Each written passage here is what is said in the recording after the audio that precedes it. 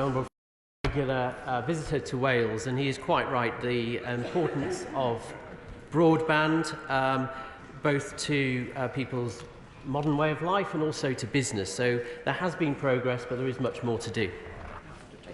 Right. Can I come to the Shadow Secretary of State, Joe Stevens? Yeah. Happy St David's Day, Mr Speaker, and thank you and London Welsh School for such a lovely flag-raising ceremony this morning. Mr Speaker, on the subject of digital connectivity, EU structural funds have helped our universities deliver research, innovation and skills development across areas that his government considers a priority, including digital transformation. Many of these projects now face a cliff edge as EU structural funds finish, with 60 projects in Wales due to end this year, putting around 1,000 skilled jobs at risk. What conversations has he had, and the Secretary of State had, with Cabinet colleagues to protect those valuable skilled jobs? Well, I thank the Honourable Lady for that question, and she is right that academic institutions have been very reliant on EU structural funding in the past. There is, of course, the Shared Prosperity Fund coming forward, which is a need for them to apply to. I know my colleague, the Secretary of State, is visiting all universities across Wales, and I've accompanied him to Bangor University, and I've also visited Wrexham University very recently, and they are adjusting to the new landscape. Joe Stevens. Going back to the subject of gigabit, the government's project Gigabit boasts that it's going to deliver lightning-fast, reliable broadband to every corner of the UK. But the project update that was published this week by his government shows that Wales has the lowest coverage of any of the home nations, just 57% compared, for example, to 73% in England and 89% in Northern Ireland. So doesn't that represent yet another broken promise by the Tories to Wales? Well, the Honourable Lady is aware that the geography and topography of Wales does make connections, digital connections, more tricky than in some other areas, but she's also aware that actually it's the Welsh Government that have been leading on the rollout of broadband in Wales in conjunction with BD UK, and I agree with her there needs to be more work done to improve those figures. Liz Saville-Roberts. Lefarydd, a dydd Gwyl hapus I chitha ag I bawb. Happy St David's Day to everybody. Although the Minister might blame the mountains, it's evident that poor connectivity in rural areas is clearly one of the factors holding businesses back. Another one is trade barriers, particularly for Holyhead. Pre-Brexit, about 30% of all trade through the port went on to Northern Ireland from Dublin. That trade has collapsed and it is not protected by green lanes. Stena Line says there does need to be a solution to the disparity. Can he come up with a solution to protect Holyhead from his government's policy? Well, the Right Honourable Lady recently attended a debate in Westminster Hall that I responded to, where she was making the case for a free port in Holyhead, and she knows that there are opportunities through free ports to boost the trade through Holyhead, as well as other ports in Wales that are also seeking the same designation. So I would urge her to continue that fight. Liz Saville-Roberts.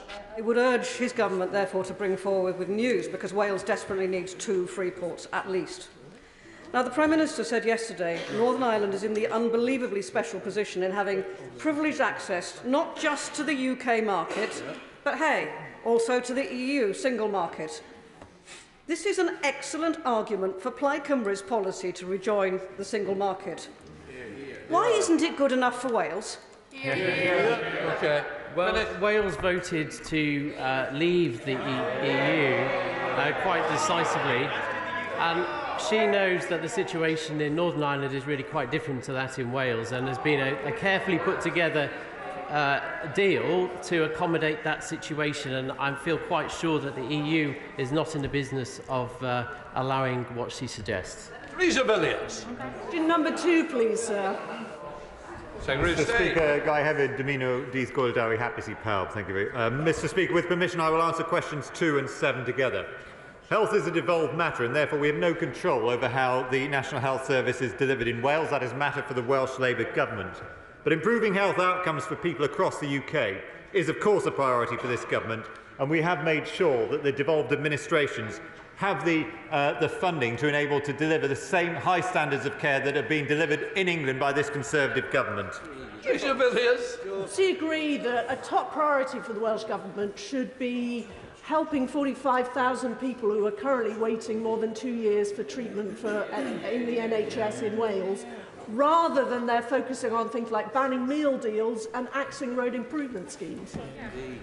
Mr. Speaker, I agree completely with my right honourable friend. Figures from the ONS this week suggest that around 1 in 5 people are now on a waiting list in Wales, as opposed to just 1 in 18 people in England. And as my right honourable friend has just pointed out, 50,000 people have been waiting more than 2 years for healthcare in Wales. I would far rather see the money that is going to be spent on creating extra Senedd members spent on delivering healthcare in Wales.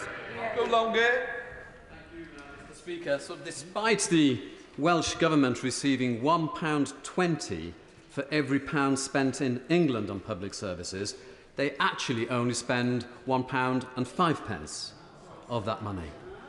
So does my right honourable friend agree that the Welsh Government should spend less time and money on expanding the Senedd and putting tampons in men's toilets and focus on delivering a proper service for the people of Wales? Here we are, Mr. Speaker, I agree completely with my honourable friend. The 50,000 people who are in pain on waiting lists at the moment, I'm sure, would far rather see the money, the £100 million that will be spent on expanding the Senedd, being spent on delivering healthcare and reducing waiting lists in Wales.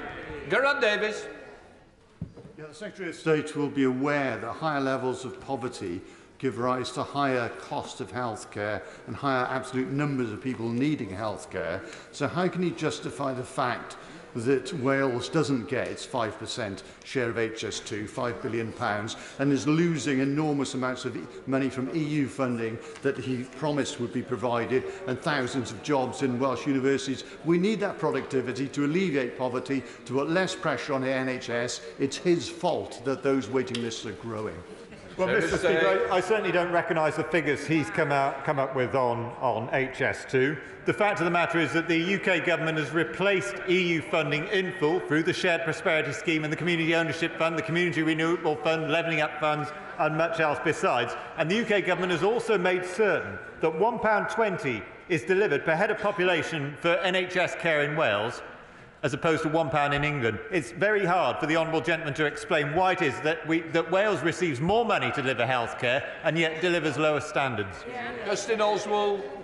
Speaker, if the UK Government were to uplift NHS and social care pay in England to the level in Scotland, it would unlock funding for all the devolved nations to support their national health services through the cost of living crisis.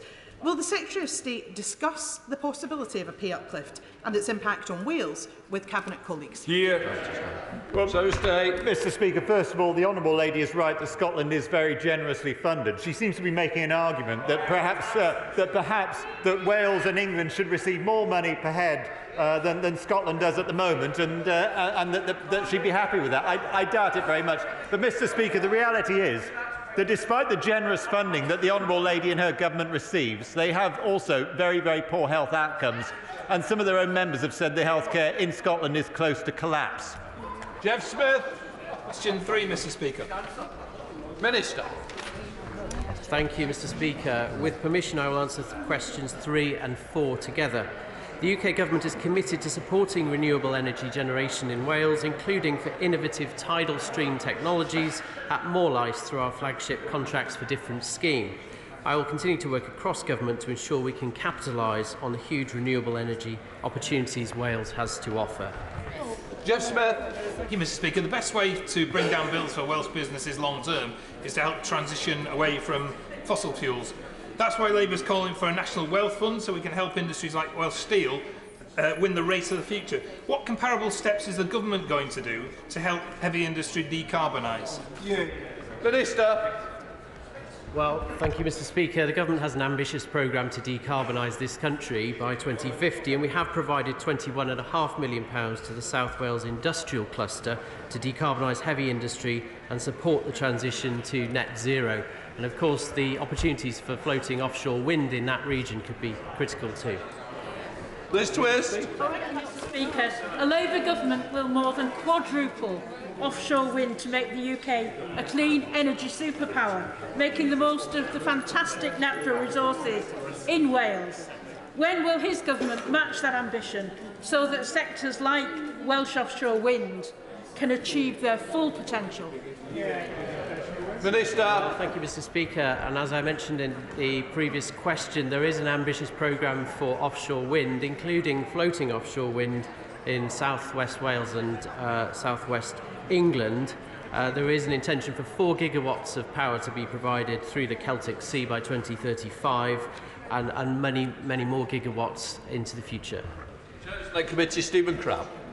Mr. Speaker, and on this St David's Day, there's lots of reasons to be positive about the Welsh economy, not least the role that Wales will play in delivering greater energy security for the UK and helping move us to net zero. So on that theme, Mr. Speaker, would the Minister agree with me? We have a brilliant opportunity with deploying floating offshore wind in the Celtic Sea, but we do need the government to go ahead and give us the Celtic free port for South Wales, and a huge opportunity on Ynys Môn with developing new gigawatt-scale nuclear power.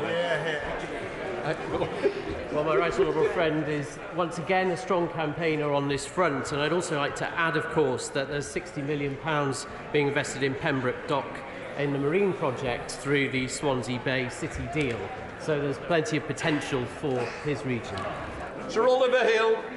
To agree with me that over recent months we've seen better cooperation between the European Union and the UK over energy.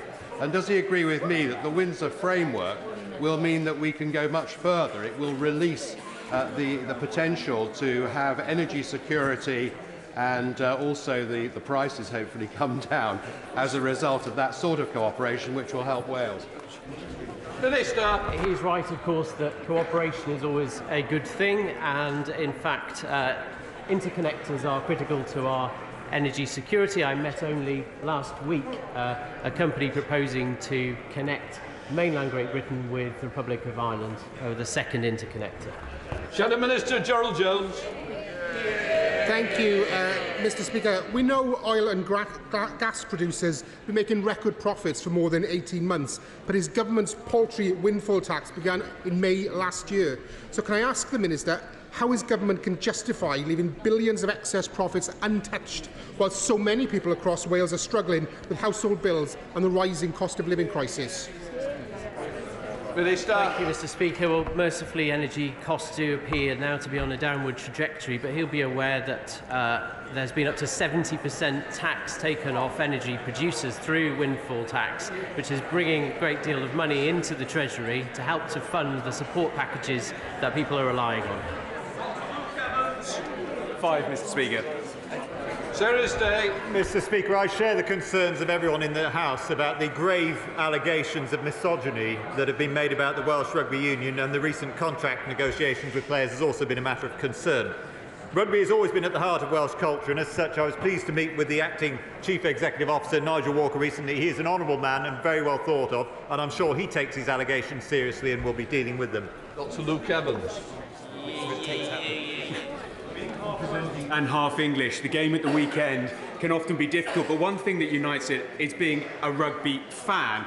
Now, here in England, I've met with the CEO of the Premiership Rugby, the CEO of the RFU, and the Minister to ensure good governance. What conversations has he had with Welsh-led Labour government to ensure that players, the fans, and good governance secure rugby union at its elite start in Wales? Sarah State. Well, Mr. Speaker, obviously sport is a devolved matter, but I have had conversations not only with Nigel Walker, but also with other members of the WRU in an informal way. The UK government, and I'm sure the Welsh government, were appalled by these allegations, and I would be happy to work with Welsh government, the WRU, or any other body, including the external body that's been set up to look at this, in order to ensure that these are properly dealt with. Anna McMorran. Thank you, Mr. Speaker, and dydd Gwyl Dewi Sant hapus. And I'm sure everybody is concerned by these allegations of discrimination and misogyny within the WRU that victims have come forward and said they have faced. Can I ask the Secretary of State what conversations he's having with his own colleagues in DCMS about this very matter and what pressure they can then put on the WRU? to address these very serious allegations? Well, Mr. Speaker, the Honourable Lady will be aware that that sport is a devolved matter, but I can only say to her that those concerns will be shared in DCMS, and these sorts of allegations haven't just been made about rugby, they have been made about other sports as well. So I think there is a nationwide problem. I know my colleagues in the DCMS will be doing everything that they can to deal with allegations like this in England, and I can honestly say to her I would be very happy to work with her, with the WRU, with Welsh Government or any other body that has some means of dealing with this. We must absolutely make sure that sport is safe for women, safe for minorities, safe for everyone to take part in without any form of discrimination. Simon Baines. Number 6, please, Mr. Speaker. Secretary of State. With your permission, Mr. Speaker, I will answer questions 6 and 11 together.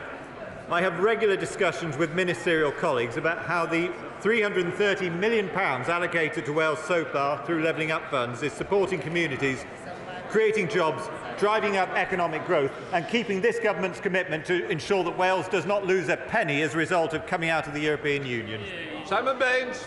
Mr. Speaker, the Labour Welsh Government has let down Clwyd South and Wrexham very badly by scrapping the A483 junction upgrade, which would have unlocked substantial investment and jobs in our community. Would my right honourable friend agree that the Welsh Government needs to support and maximise the benefits of the UK Government's Welsh Levelling Up Fund projects by investing in road upgrades across Wales?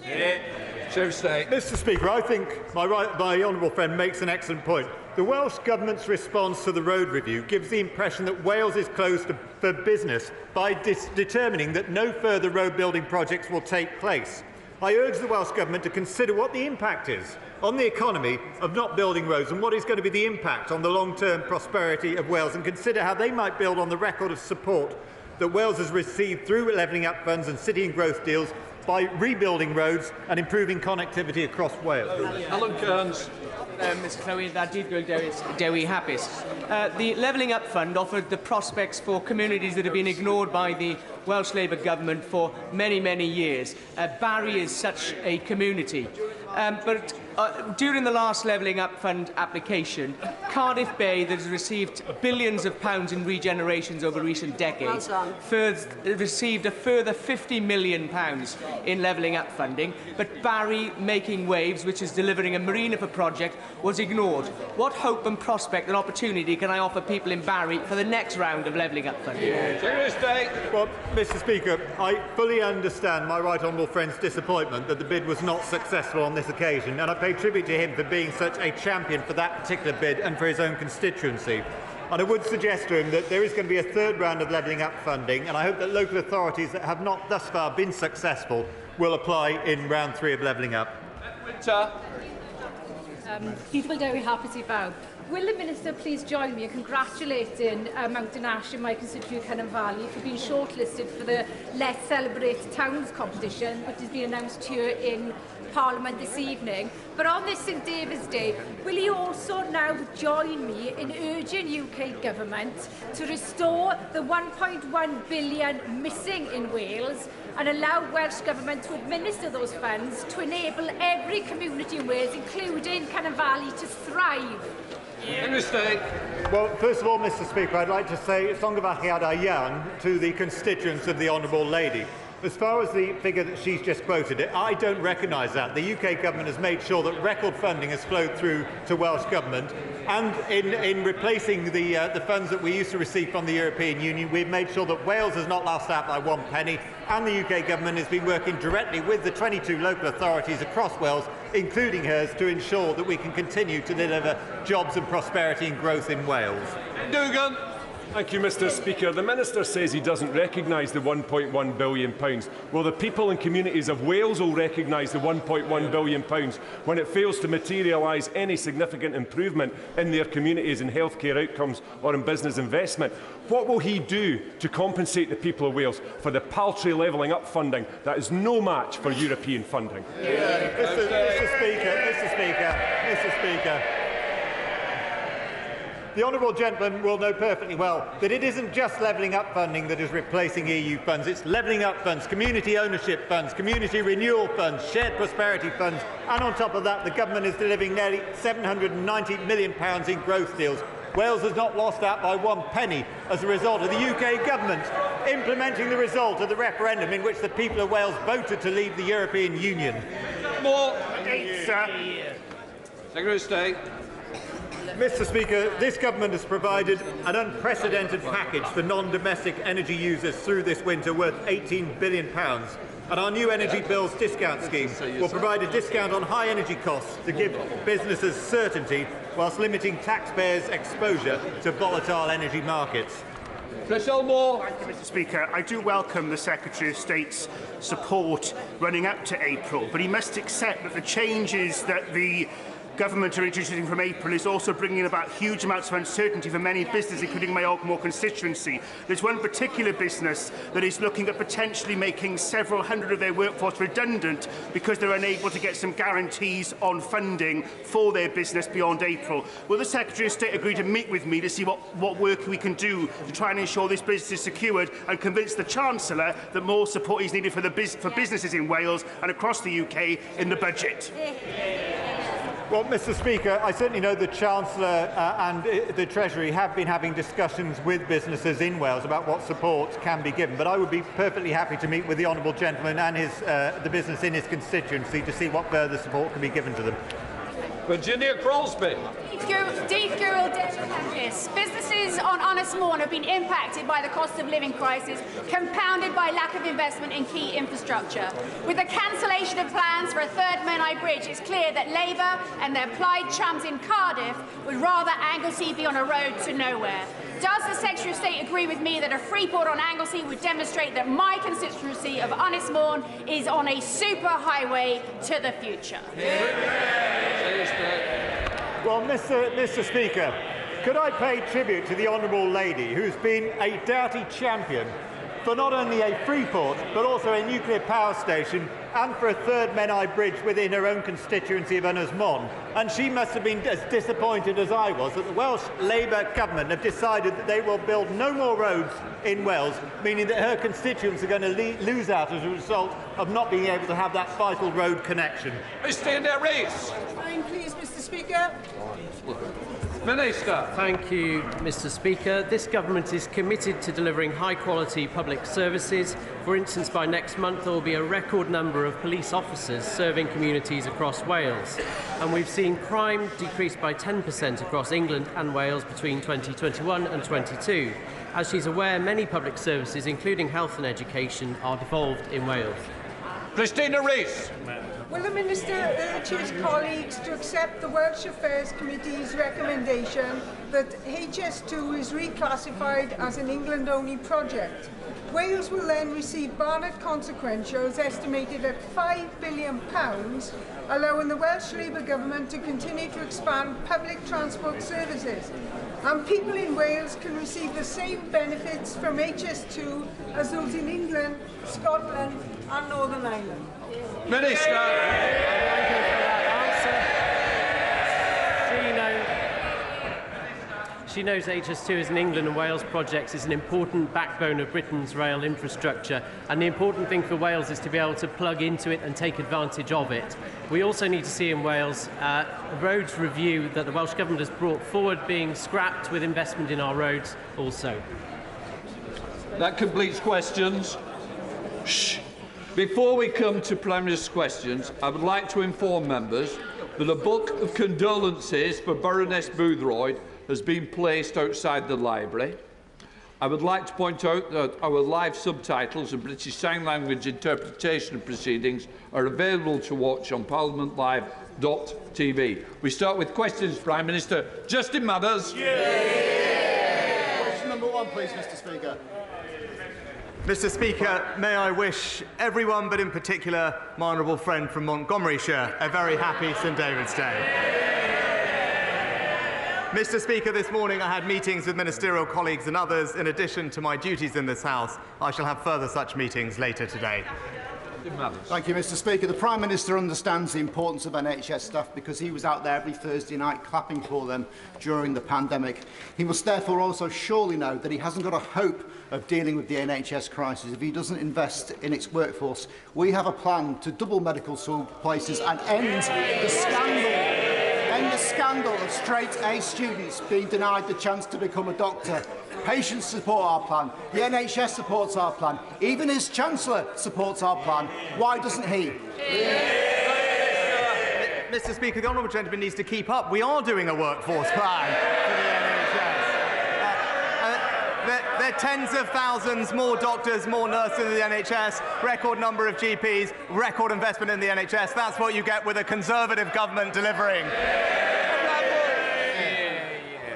Mr. Speaker, will the Prime Minister join me in congratulating the staff of Nottingham University Hospitals Trust, who, faced with a challenging winter with 300 COVID and flu patients, as well as thousands of appointments affected by industrial action, who have succeeded in reducing the backlog of those waiting more than 18 months for surgery by a quarter in just a month? And will he further reaffirm the Government's commitment to the redevelopment of the Queen's Medical Centre and City Hospitals, the second biggest hospital investment programme in the country?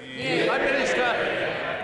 Well, I join my honourable friend in thanking everyone at Nottingham University Hospitals Trust for their fantastic work, and I can confirm that we are committed to a new hospital scheme at Queen's Medical Centre and City Hospital as part of our new hospital programme. I know that progress is being made, and I look forward to seeing the project come to completion. We now come to the Leader of the Opposition, Keir Starmer. Thank you, Mr. Speaker, and can I join the Prime Minister in wishing everybody a happy St David's Day. Mr. Speaker, after 13 years of Tory failure, the average family in Britain will be poorer than the average family in Poland by 2030. Exactly. That's a shocking state of affairs. If the Tories limp on in government, we're going to see a generation of young people learning to say Auf Wiedersehen pet in Polish, aren't we?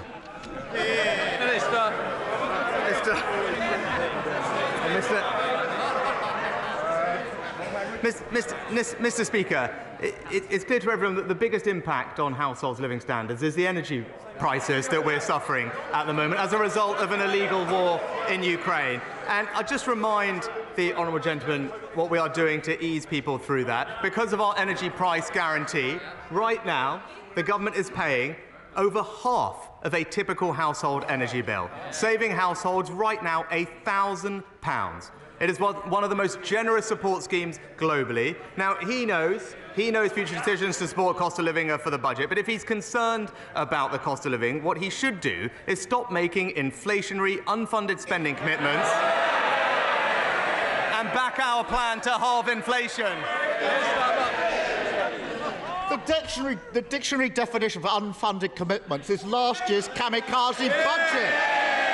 Mr. Speaker, the only country in the G7 still poorer than it was before the pandemic, and he stands there pretending it's all fine. Total denial about the damage and decline that he is presiding over.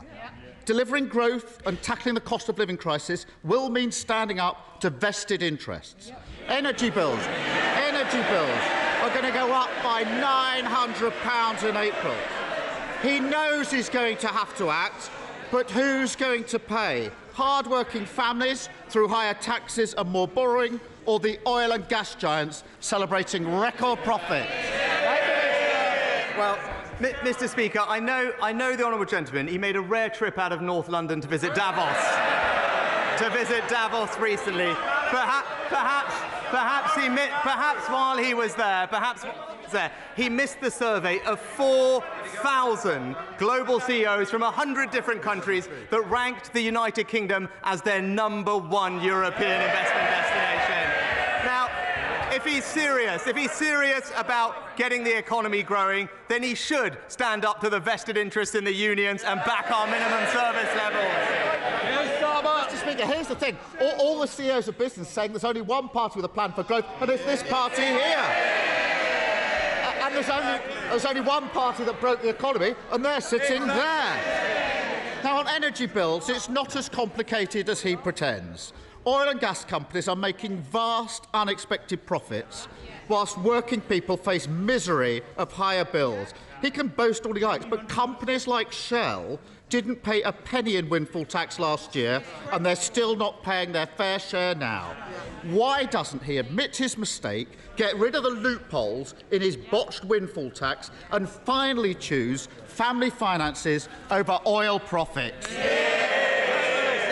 Mr. Speaker, there's a theme here. He seems to forget, as Chancellor, I introduced a new tax on energy companies.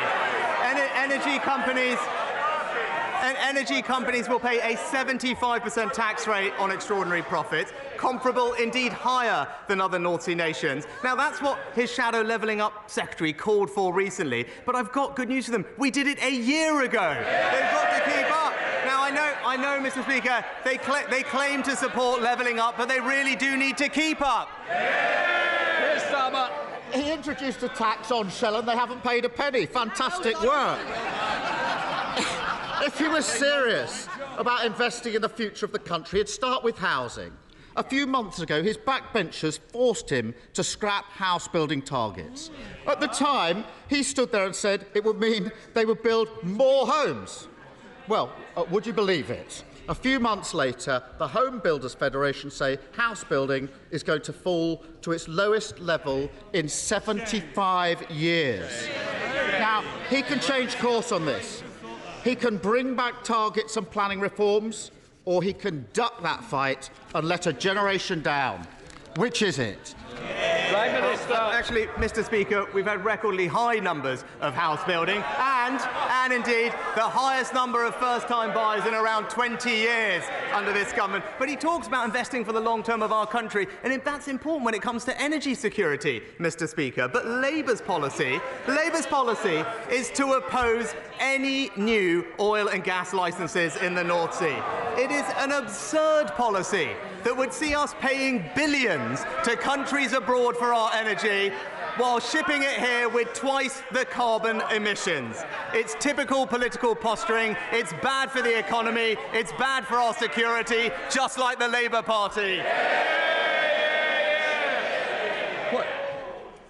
Because of the noise, I don't think the Prime Minister is hearing the questions, because I do think it was on house building. Keir Starmer.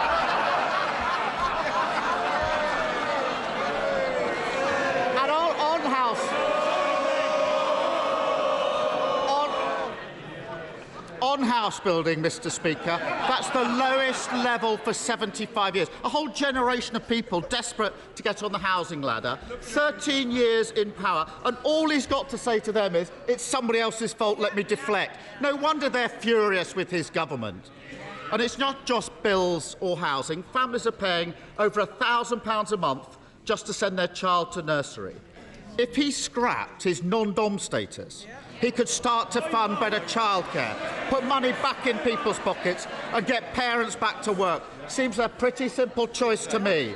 So what's he going to choose? Wealthy tax avoiders or hard-working parents? Well, Mr. Speaker, if we want to see what happens with house building under a Labour government, just look what's going on in London, Mr. Speaker. And when it comes to tax, the facts don't suit his argument. Let's just go over them. The wealthiest pay more tax, the poorest pay less tax than under any year of the last Labour government, Mr. Speaker. Now, about his plans, he's already spent the money he claims he'd raised from that policy on 5 different things, Mr. Speaker. It's the same old Labour Party, always running out of other people's money. Mr. Speaker, he's never happier than he's pretending everything's fine or blaming someone else. And didn't we just see it there? He is choosing tax avoiders over hard-working parents. Mr. Speaker, I don't want to finish this session without asking about the COVID disclosures in today's Daily Telegraph. Now, we don't know the truth of what happened yet. There are too many messages and too many unknowns. Oh, but families across the country will look at this, and the sight of politicians writing books, portraying themselves as heroes, or selectively leaking messages will be insulting and ghoulish spectacle for them. At the heart of this is every family who made enormous sacrifices for the good of the country, or who tragically lost loved ones. The country deserves better. The COVID inquiry has already cost the taxpayer £85 million and hasn't heard from a single government minister yet. So can the Prime Minister assure the House no more delays, that the inquiry will have whatever support it needs to report by the end of this year? Minister. Well, Mr. Speaker, the last couple of years were an incredibly difficult time for everyone involved in the health service, and I pay tribute to all their hard work, and I know the House will join me in that regard. And now, rather than comment on piecemeal bits of information, I'm sure the honourable gentleman will agree with me the right way for these things to be looked at is the COVID inquiry. That's why we've established the COVID inquiry. And he will know, as he has mentioned it one or two times before, that he was a lawyer in a previous life, that there is a proper process to these things. It is an independent inquiry. It has the resources it needs. It has the powers it needs. And what we should all do in this House is let them get on and do their job. I warmly welcome the Prime Minister's work to resolve the Rubik's Cube of the Northern Ireland Protocol. This opens the prospect for resuming more positive relations with our nearest neighbours. Last week, Imperial College generously hosted an event to celebrate 25 years of the Environmental Audit Committee's scrutiny work. Academics from Imperial and the other world-class universities that support our work have been clamouring to re-engage with their research partners through Horizon and other programmes. Can my right honourable friend assure the House that he has commenced negotiations to resume an association for the UK with Horizon Europe? Minister. Well, I thank my right honourable friend for his support for the Windsor framework. He's right about the benefits that it can bring, and also join him in paying tribute to our incredible research community who do a fantastic job. I can assure my right honourable friend that we will continue to work with the EU in a range of areas, not just research collaboration, but also strengthening our sanctions against Russia, energy security, and crucially, illegal migration. I look forward to those discussions and hope we can conclude them productively on a range of different areas. We now come to SNP leader Stephen Flynn. Mr. Speaker, yesterday the Prime Minister said that EU single market access was special, exciting and attractive. If that's the case, why is he denying it to the rest of us? Prime Minister. Well, Mr. Speaker, it's disappointing that the honourable gentleman is seeking to play politics with the situation in Northern Ireland. Northern Ireland, as he well knows, has a unique place in the United Kingdom, and what we are trying to do is restore the balance inherent in the Belfast Good Friday Agreement, and he would do well to acknowledge that. Stephen Flynn.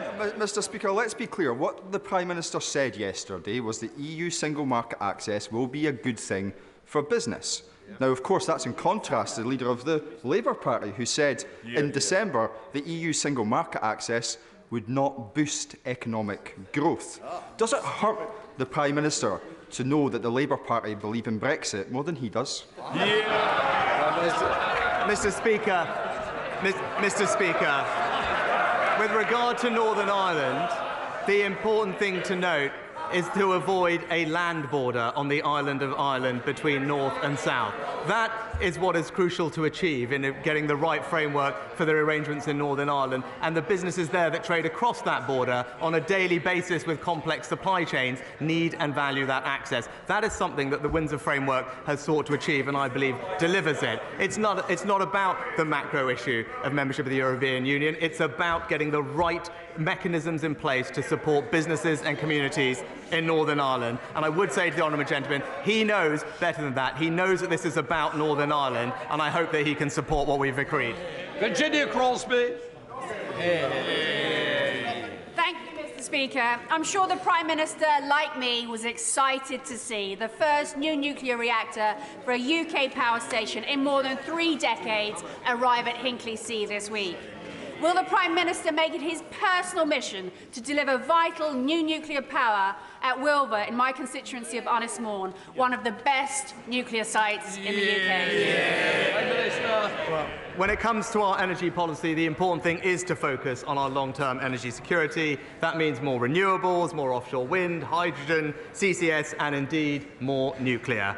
Wilfer remains one of the best nuclear sites in the UK, and the strong support from the local community and indeed my honourable friend makes an attractive site for the UK's nuclear revival, and I know great nuclear, British nuclear, when that body is up and running, will be taking a very close look at it. Well, I have to say, Mr. Speaker, it's great to hear the conversion that the Prime Minister has had on the benefits of the single market. Given Northern Ireland's access to the dual market, both markets, and the benefits that that brings, will his government commit to investing in infrastructure and higher education provision to maximise that benefit? Prime Minister. Well, thank you, Mr. Speaker. I thank my honourable friend for his engagement and support in developing the Windsor framework. I think it delivers on what he wanted, which is to ensure that we do protect Northern Ireland's businesses and the supply chains that they have, and I can give him that commitment. He and I both want to see more investment in Northern Ireland, not just from the government, but also from the private sector. This agreement will unlock that investment. Critically, a step on that journey is to have a reformed executive, something that I know everyone in this House would like to see. Sir Oliver Hill. Does my right honourable friend agree that in these difficult times the free world must stand together? And with that in mind, would he also agree that strengthening our friendships and support with other countries in Europe is important? Will he welcome the delegation here today from Lithuania?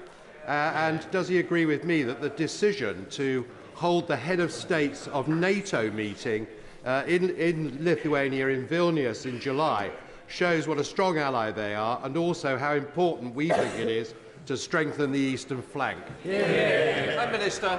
No, I agree with my right honourable friend. I'm delighted that Lithuania and the city of Vilnius will host the NATO Leaders Summit in July, and the UK does have a strong and growing relationship with Lithuania. It was just yesterday that their defence minister was here supporting our efforts together with them to train Ukrainian soldiers, and at the summit we will work together to ensure we can deter and defend against Russian aggression by making sure that we implement the next phase of the most radical military transformation since the 1960s. Sarah Chuck. To date, 79 people have been killed on smart motorways. Last January, the government said it would pause their rollout. The Prime Minister said smart motorways are unpopular because they are unsafe.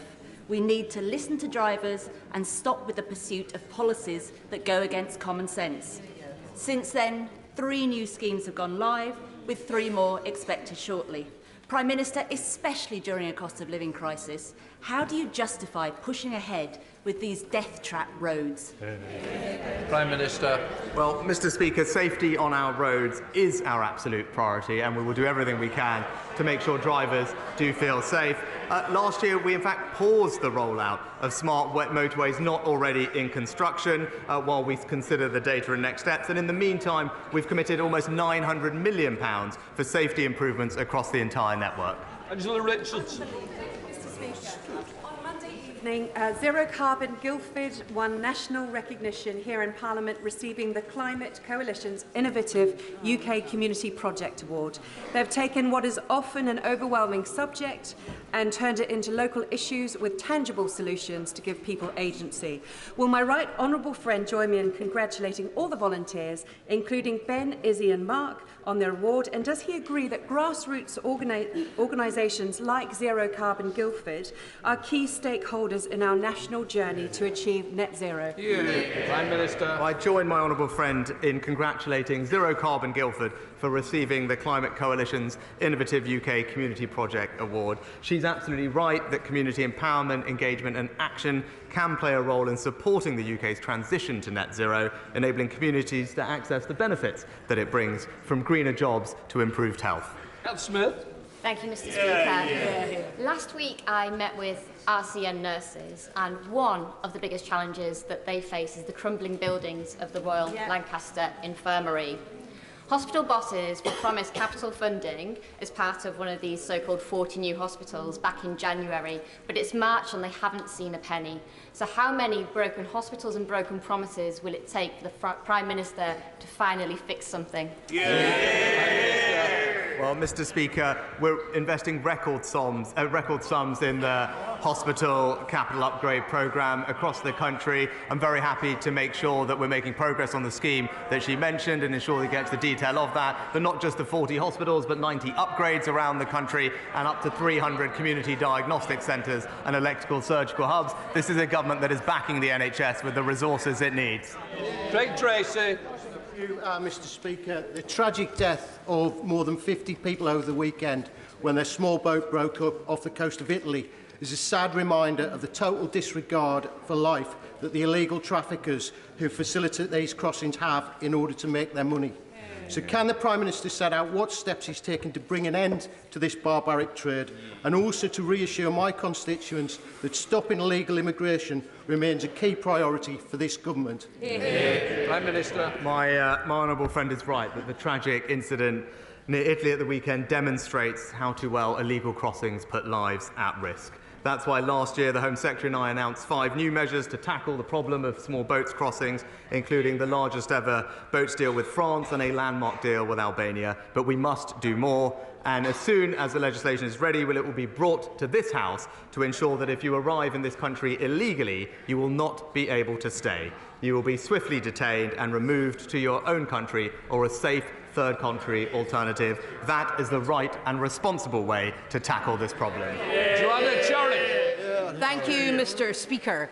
The Prime Minister and I have one thing in common.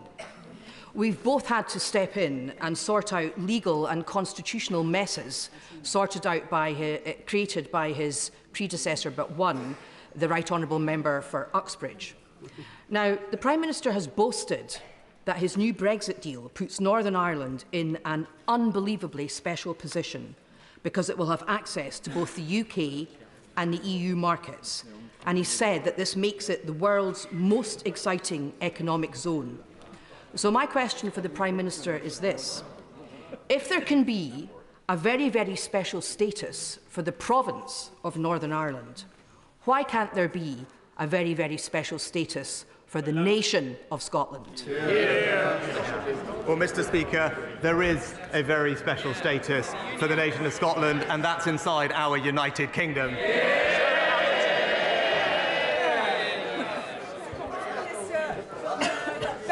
Cadwallader University Health Board was yet again put in special measures.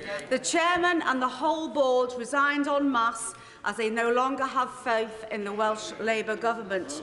Yet on a call earlier this week, the Welsh Health Minister told me that it wasn't Welsh Labour government's fault that healthcare has collapsed in North Wales. Now, given that Labour run the NHS in North Wales, can you suggest to the people of North Wales whose fault it is and who should put it right? Prime Minister. Well, Mr. Speaker, I share my honourable friend's concern, and the House will know that health is a devolved matter for the Labour-run government in Wales, where 1 in 5 people, Mr. Speaker, in the entire country of Wales are now on a waiting list. So the government there should focus on the people's priorities and start cutting waiting lists, as we are doing here in England. Thank you, Mr. Speaker. A recent survey I did in Edinburgh West showed that a heartbreaking 80% of those who responded said the high cost of energy meant they would have to ration it. Now, I do not represent a deprived area of the country. And almost a quarter of Scottish homes now live in fuel poverty, not helped, of course, by the total absence of an insulation programme by the Scottish Government. So will the Prime Minister now accept that to allow the price cap to rise will only make things worse for millions of families? And given the significant reduction in the costs of wholesale energy, will he accept that it's now time to listen to the Liberal Democrats and cut bills to April last year's levels? Prime Minister.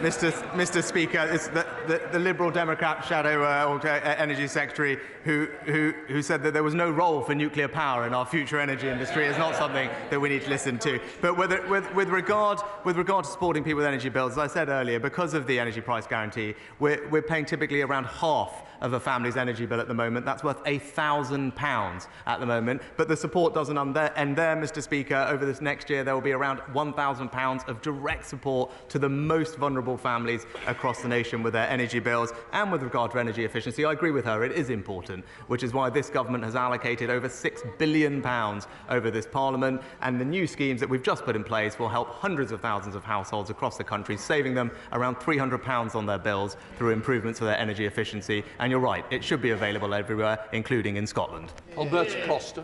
Thank you, Mr. Speaker. As chairman of the All-Party Group for Greece, can I put on record how sad we all are for the tragic train accident that's happened in Greece and for the tragic loss of life?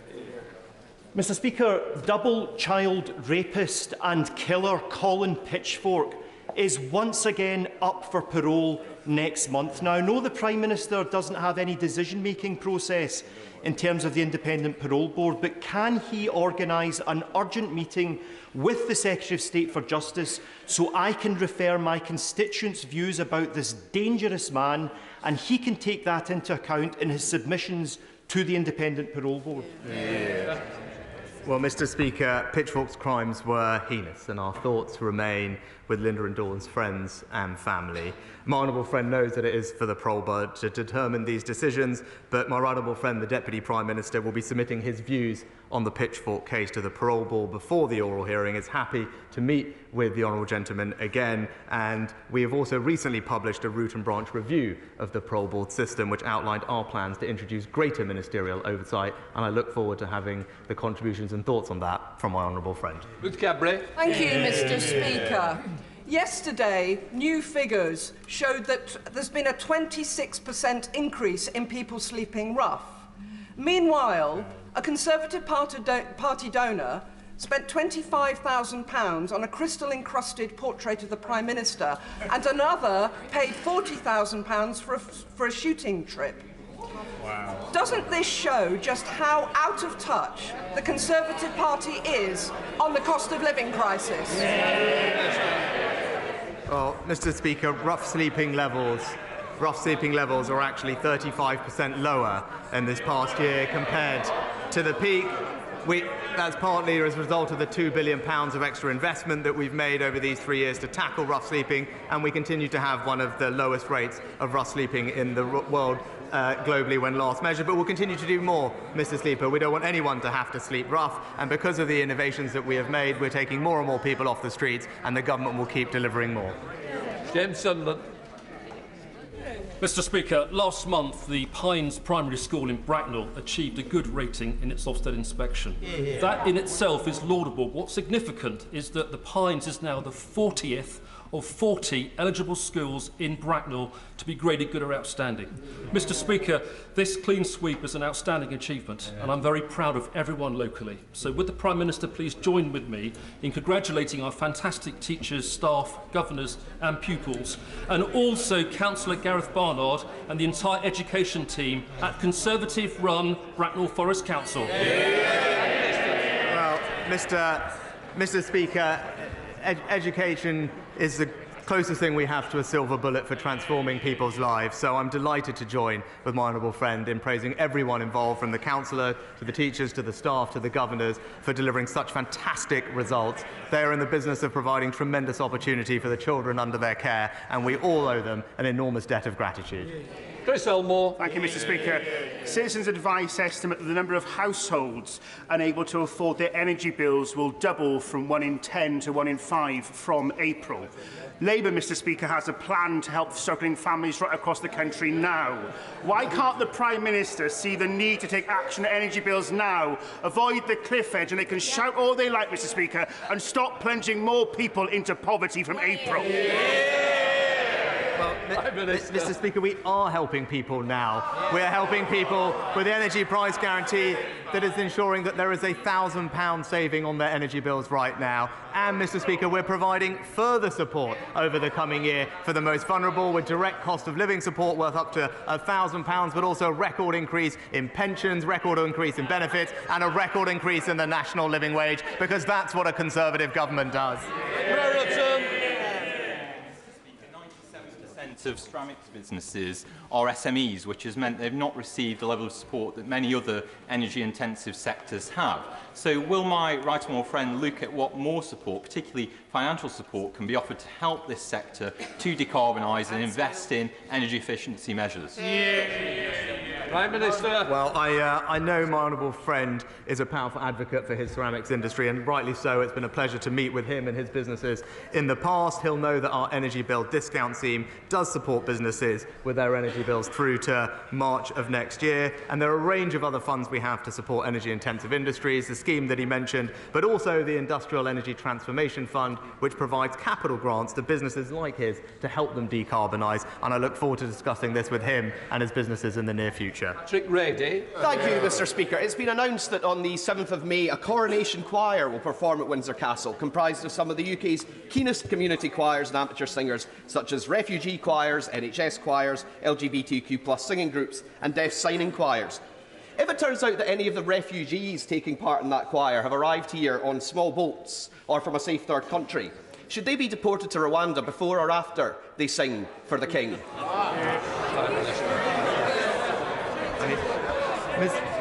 Mr. Speaker, Mr. Speaker, it's amazing. It is amazing when previously we have had a question about the awful tragedy of illegal migration that happened just recently, that the honourable gentleman can't accept that it is, in fact, there is absolutely nothing compassionate about tolerating illegal migration when people are dying.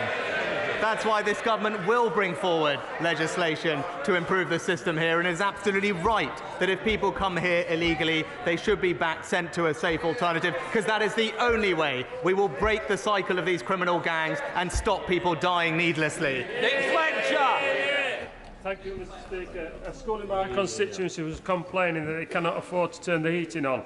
Yet this school and others are spending money on PSHE materials by organisations such as Stonewall and Jigsaw that are educating our boys and girls that they may not have been born in the right body or have an intergender identity.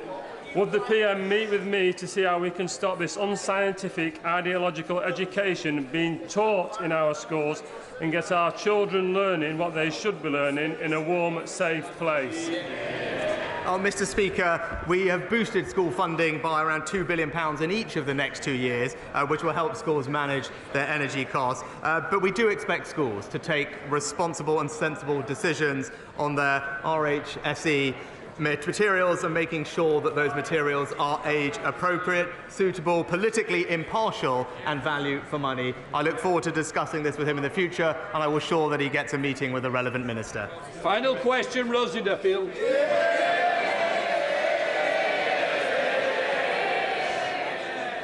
Thank you, Mr. Speaker. The Prime Minister may be aware of Sky News' investigation and report today on the over-the-counter sales of nitrous oxide or laughing gas to children and young teenagers. One alarming aspect is the change in the size of canisters from 8 grams to 620 grams. Wow. And ambulance call-outs related to overuse have tripled. Instead of criminalising the young people who buy nitrous oxide, isn't it time to take urgent action against those knowingly selling this harmful and potentially life-changing substance to children underage? I thank the honourable lady for her question. I share her concern and the concern of members across the House about nitrous oxide's detrimental impact on communities, its contribution to antisocial behaviour, and indeed I mentioned it in the speech I made at the beginning of this year specifically. The Advisory Council on the Misuse of Drugs is conducting a review of nitrous oxide and is looking particularly at this question. The Home Secretary has asked them to expedite their review, and we will consider their advice carefully when it is received. That completes Prime Minister's questions. No, after urgent questions.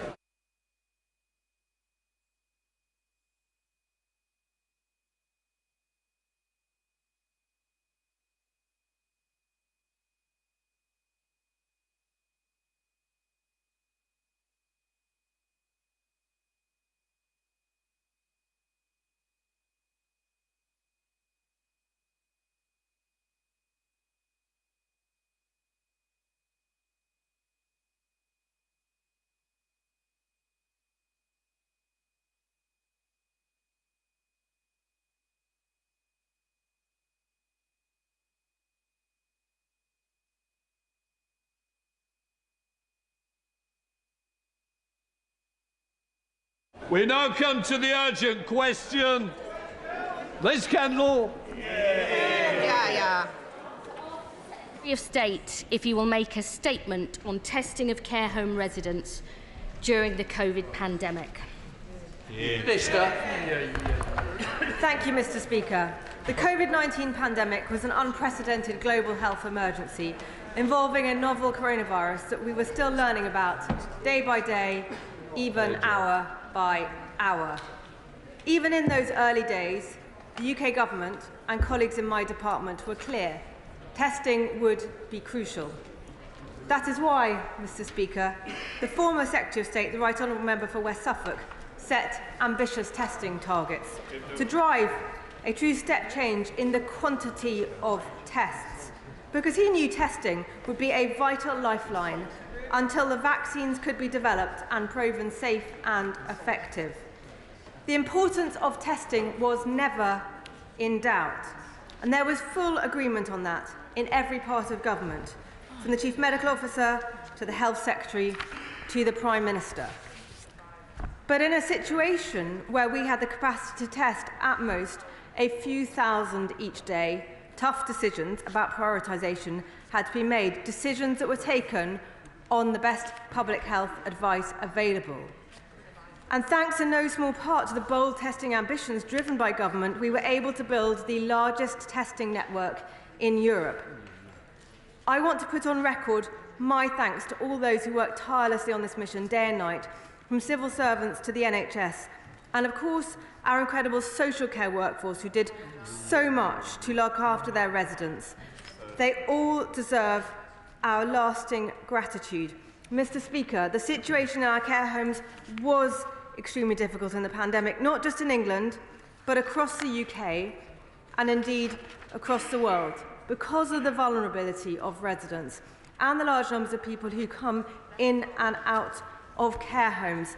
It is vital that we learn lessons.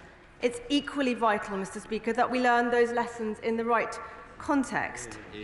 I should mention that selective snippets of WhatsApp conversations give a limited and at times misleading insight into the machinery of government at the time.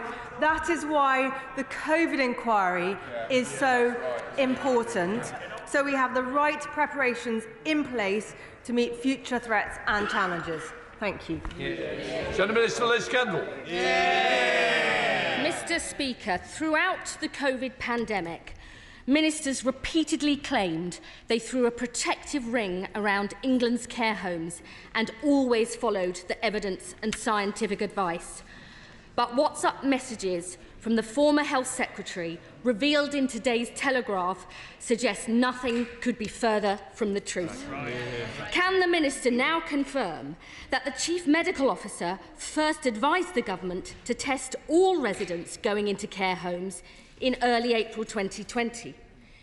Can she explain why the former Health Secretary rejected this advice and failed to introduce community testing until the 14th of August, a staggering 4 months later?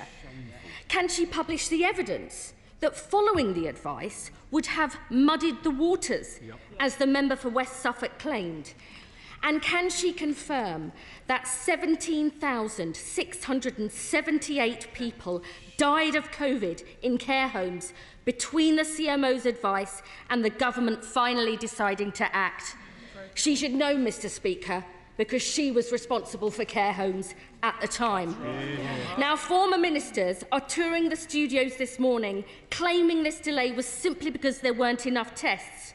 Where is the evidence for this? And even if tests were in short supply, why weren't care home residents prioritised when the devastating impact of COVID was there for all to see? Now, Mr. Speaker, nobody denies that dealing with COVID was unbelievably difficult, especially in the early days. But care home residents and staff were simply not a priority. Yet the former Prime Minister and Health Secretary were first warned about the emerging horror in care homes by my honourable friend, the member for Hove, in March 2020. I myself raised the lack of testing in care homes with the Health Secretary. On the 8th of April, the 28th of April, the 19th of May and the 17th of June, long before the CMO's advice was finally followed. The Minister will no doubt say all these issues will be looked at in the public inquiry, but the findings from this won't be available for years. Mr. Speaker, the families of the 43,000 care home residents who lost their lives will be appalled at the former Health Secretary attempting to rewrite history, an attempt that will turn to ashes along with his TV career. We need more humility and less celebrity from the member for West Suffolk, and above all, we need answers.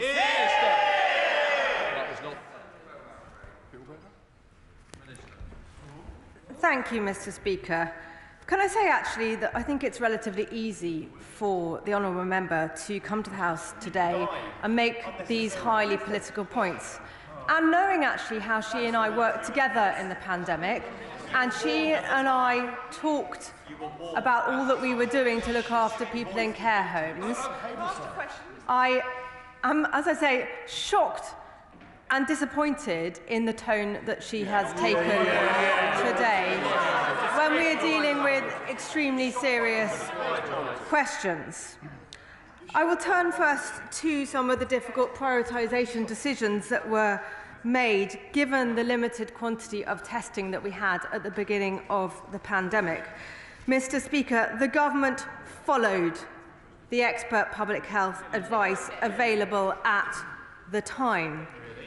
We had the capacity to test just 3,000 cases a day in mid-March, and I'm sure colleagues will understand why the health advice was at the time to prioritise those working on our NHS front line and, for instance, the testing of people in hospitals who had symptoms and indeed within care homes, again, people with symptoms.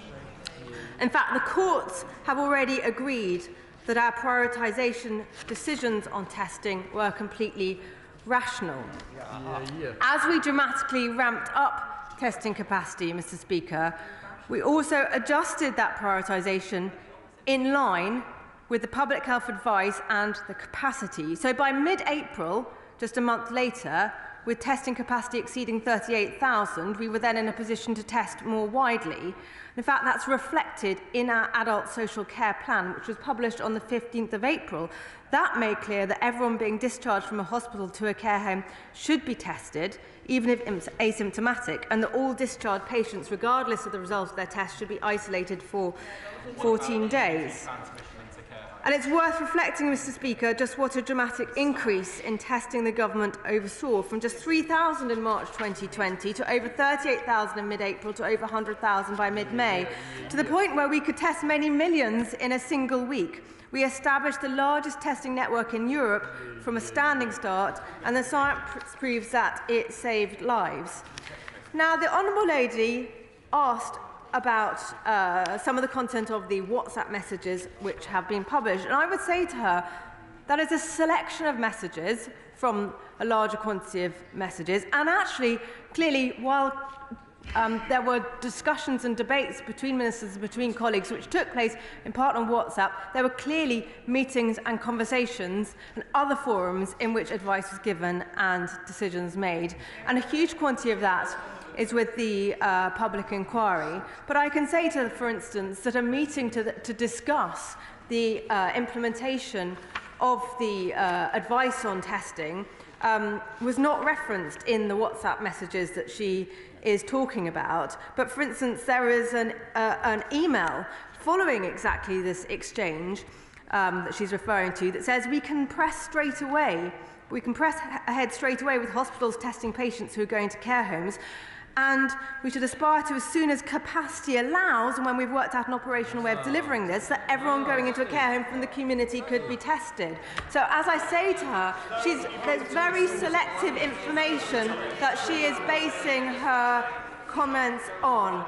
As I said, the Honourable Lady knows how the government, and me personally, strained every single work day and night, did everything in our power to help people, and specifically the most vulnerable during the pandemic. She and I spoke about it regularly during our frequent calls. In fact, at the time, I appreciated her perspective, her questions, her insights from her own area of Leicester. And I say to her, we should go about this discussion in the right way for the country. This is not the time to play political games.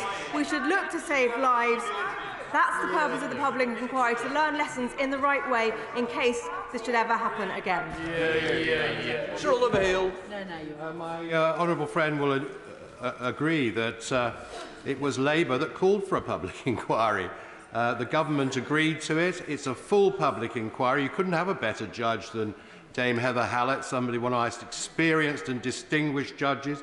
She'll do a very thorough job, and what we're seeing today is a bit of trial by media and party politics to sheer cream. My honourable friend is exactly right. We're having a public inquiry. The government is fully cooperating with that public inquiry, so they have all the information that is required to look through all that happened, to investigate it, and rather than trying to score political points, to actually truly learn lessons for the benefit of the country. Barbara Keeley. Thank you, Mr. Speaker.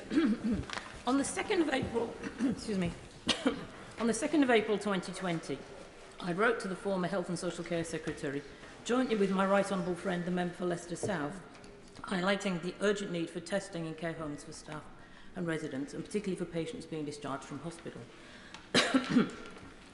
I knew, as did other colleagues at the time, that without testing, in my constituency, care homes in my constituency and those across the country were suffering a heavy toll of deaths of residents. Indeed, one of our care home managers died of COVID in my constituency. Further, at a session of the Health and Social Care Committee in July 2021, I asked the right honourable member for West Suffolk why the government had not taken up the offer from care providers of facilities to isolate people discharged from hospital before admitting them to care homes. He told me that he did not know anything about the letter, despite it being sent by Care England. Will the Minister now admit that the Department and Ministers failed to understand and to involve social care in the key decisions about the COVID pandemic and ignored letters for offering help which could have saved lives? Minister. Well, the Honourable Lady is right about the importance of testing, and it's a view that she has, but I had at the time, and as indeed some of the exchanges will show, how I, as Social Care Minister, and as you would expect, was arguing very hard for testing for care homes. I know, of course, that other ministers and other people were arguing for the things that they had oversight of, and then ultimately, of course, the Health Secretary and Prime Minister have to make decisions based every step of the way, clearly, on the public health, the scientific advice on these things, as we did. I mean, to that point, during the course of the pandemic, as the capacity allowed, millions of tests were distributed to care homes. And as I've already said, as the capacity increased, care homes were prioritised in that process. And specifically to one of the points she made, the guidance set out on the 15th of April was not only that everyone discharged from hospital to a care home should be tested, but also that they should be isolated. Exactly. Peter Byrne. Thank you, Mr. Speaker. It seems to me that the opposition want to rewrite history. The fact is, at the time, people didn't know what was right or what was wrong. The Minister, the Secretary of State, listened to a whole lot of advice and then had to make a decision. Even one of the WhatsApp messages I've seen says, "Tell me if I'm wrong." So it seems to me what should happen is the COVID inquiry should deal with all these matters properly. The one question I would have for the Minister is it possible to get the COVID inquiry to report earlier? Minister.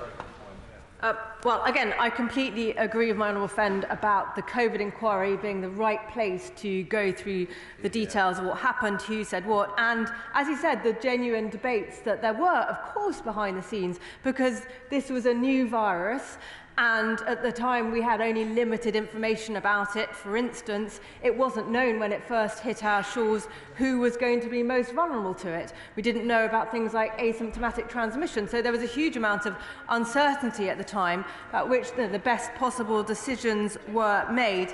To his question about the timing of the public inquiry, I think that is not something which is in the control of ministers. Daisy Cooper. Mr. Deputy Speaker.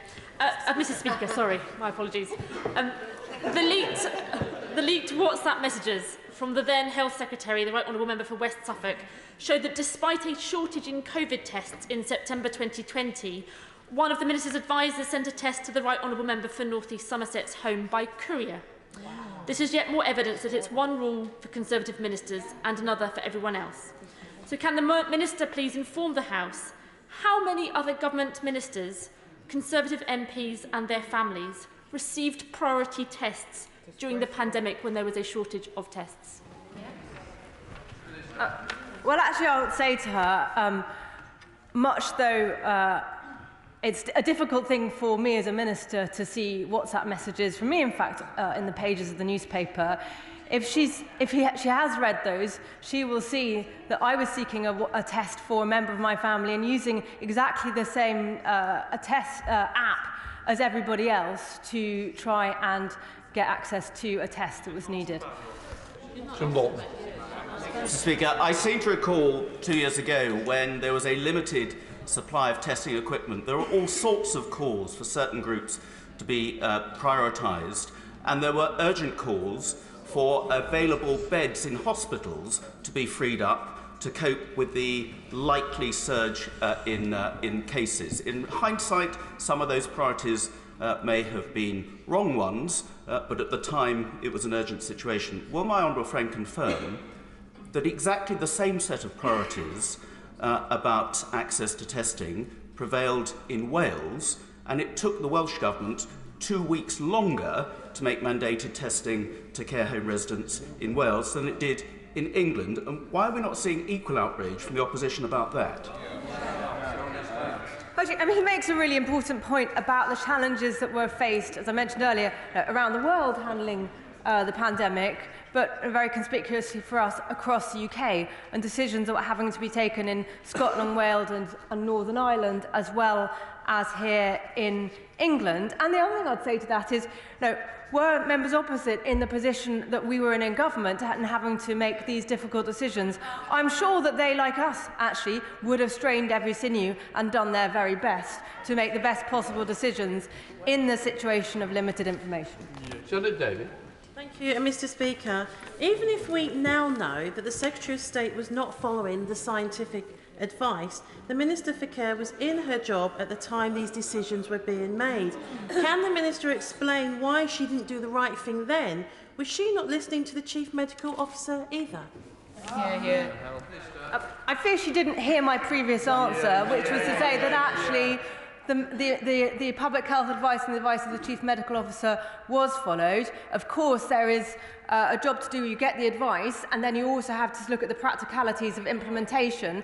As the volume of tests became available, those tests were used as advised, following the public health advice. Dr. Kiraman.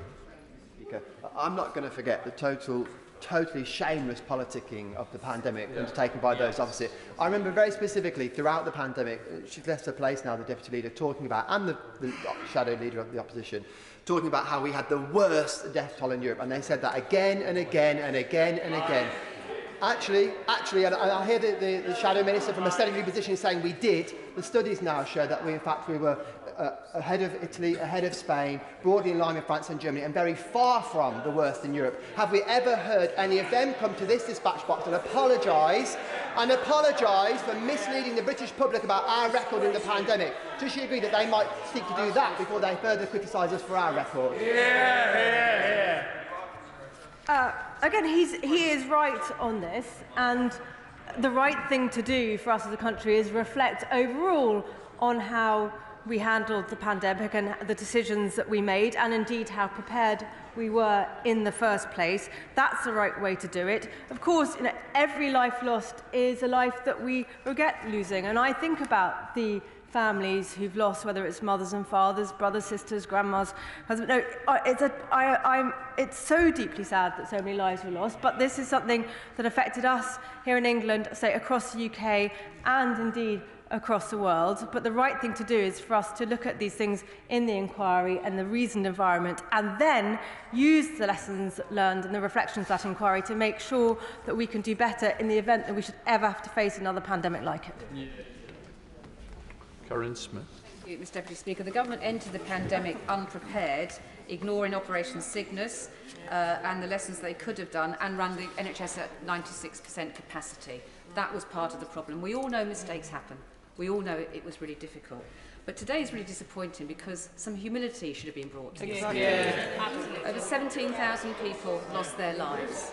It is our job as the opposition to scrutinise decisions. The former Secretary of State has thrown his colleagues under a bus because of his own vanity, but suggests that government ministers need to use this time to actually come forward, now that ease the family's suffering, with more detail on actually what did happen before the inquiry. There's already been legal investigation into some of the aspects that we are talking about today. But actually, given the huge number of decisions that were made, the period of time we're talking about, actually the right way to do this is bring all this evidence together in the form of a public inquiry, have it fully looked through, and that's the best way to answer the sorts of questions that she's looking for answers for. David Green. Thank you, Mr. Speaker. This is a profoundly serious question, literally a matter of life and death. And as such, I'm sure my honourable friend is right to say that the appropriate way to reach conclusions is through a proper public inquiry conducted by a very distinguished judge. So can she assure the House that the government will be as transparent and open as possible in giving evidence to that public inquiry so that we can all be confident that at the end of this we have reached the appropriate conclusion? I can absolutely assure my right honourable friend on that point that the government is sharing with the public inquiry a huge quantity of evidence so that it can reach the best possible, best informed conclusions. Clive Efford. Speaker, the emails and WhatsApp messages expose the fact that the scientific advice was that people leaving hospital should be swabbed before they went into care homes, and that the government ignored that. Now that shows that the government was not following scientific advice. Now the Minister has said that there were other priorities that had to be considered before they could implement that policy. But there's no one who'd been more aware of the competing priorities than someone like Professor Whitty. So what was it the government knew that Professor Whitty didn't when they decided not to follow his advice? Again, it really feels like honourable members opposite have not been listening to my answers on this. The public health advice was followed, and the situation here was a limited capacity of testing. And this is not spelled out in those messages because, as I said, there were other meetings and other conversations that took place. As soon as capacity was available, of tests was available, further testing was used for testing residents, people being discharged to care homes, for example. And I will say to him, having been Care Minister at the time, how hard we, across government, not only me, but actually all of those involved in this, worked to get millions of tests during the course of the pandemic to care homes to help protect those residents, followed by prioritising those in care homes for the vaccination. Because actually, when it came down to it, though testing was helpful, what really made a difference in the pandemic was when we were able to vaccinate people, and that's what really started to provide protection. James Wilde. Isn't it regrettable, if all too typical, that the Labour Party ignored that when the pandemic struck there was only capacity for 2,000 tests a day and the huge efforts that were successful to massively increase that capacity? Instead, they choose to leap on partial information to make political points rather than listen for the full facts in the public inquiry. My honourable friend is absolutely right how we ramped up incredibly fast from a capacity of just 3,000 tests a day in March 2020 to over 38,000 in mid-April to over 100,000 by May, and then being able to test many millions a week during the course of the pandemic. That was the most extraordinary increase in the capacity to produce and carry out and analyse tests, and he's absolutely right to draw attention to it. Derek Twigg. Thank you, Madam Deputy Speaker. I note that the Minister said it's shocking what my honourable friendly member for Leicester West has said. It should be shocking about the number of people who died, who might have been saved in the first place. But can I ask the Minister a specific question? Is she really saying that there was no rush to get people out of hospitals back into the community without being tested at the beginning of this pandemic? Well, I think the questions about the discharge policy that has been interrogated on a number of occasions, including, for instance, by select committees. And he'll well know, for instance, in general, and we know this in the work we're doing right now on discharge, that it's rarely a good thing for somebody who's medically fit for discharge to continue to be in hospital beyond that time. So, of course, it's right that when people are medically fit, they should be discharged home. And the guidance of how that was done was set out on a number of occasions during the pandemic, and that guidance was updated both as we learnt more about the virus and as greater testing capacity became available. Alexander Stafford. Thank you very much indeed, Madam Deputy Speaker. I am very proud of this Conservative government's record during the pandemic. 400 million tests, a world-leading and world-beating vaccine programme, and £400 billion spent to keep jobs and people's prospects going. Clearly, hard decisions were made, and hindsight is a wonderful thing, but we shouldn't be reflecting on hindsight now. We should deal with the facts that are at hand. Does the Minister agree with me that this government will continue to take measures, and if, God forbid, there's another pandemic, we will not let the party politicking get in the way and actually make those decisions to protect lives, fund jobs, and keep our country going? He's absolutely right, and he's right to point out the extraordinary things that were done during the pandemic. And I don't think government should seek to take credit for that. So many people worked so incredibly hard, whether it was in local authorities, in social care, in the NHS, all those involved in supply chains, for instance. The huge efforts to actually get PPE out and to secure PPE at times when it was incredibly hard to get hold of across the world. So I'm glad that he draws attention to some of these things, and he's absolutely right that we should reflect overall in the context of the public inquiry. Emily O'Buck. Thank you very much, Madam Deputy Speaker. In April 2020, now disappeared government guidance in relation to hospital discharges stated negative tests are not required prior to transfers, admissions into the care home. It was later reported that this minister then leaned on Public Health England to alter its proposed advice to care homes from ensuring that those discharged from hospital tested negative to not requiring any testing at all. Why, at every stage, was the government content to send people to their deaths in our care homes? I don't recognise her account at all there. If she looks back in some of the one of the legal cases that has looked into this question, she may find more accurate information about some of the conversations that went on behind the scenes. What I can assure her of was that in my capacity as Social Care Minister, as you would expect, I fought the corner for people in receiving care, both home care and in care homes throughout the pandemic.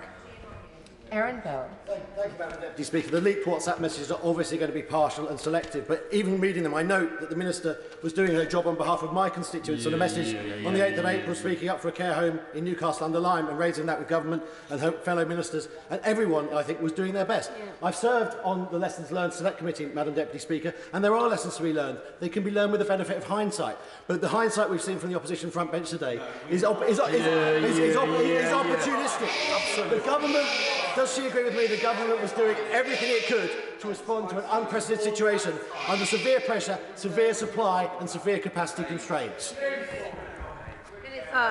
He's 100% right that the context clearly of this is absolutely important as part of this conversation, and a global pandemic about which very little was known, about which we worked incredibly hard to find out more and continually made the best possible decisions in the light of the information we had, at all times prioritising protecting people, saving lives, particularly those, as we learnt, who would be most vulnerable. And it's extremely disappointing to see an attempt to play politics with this issue.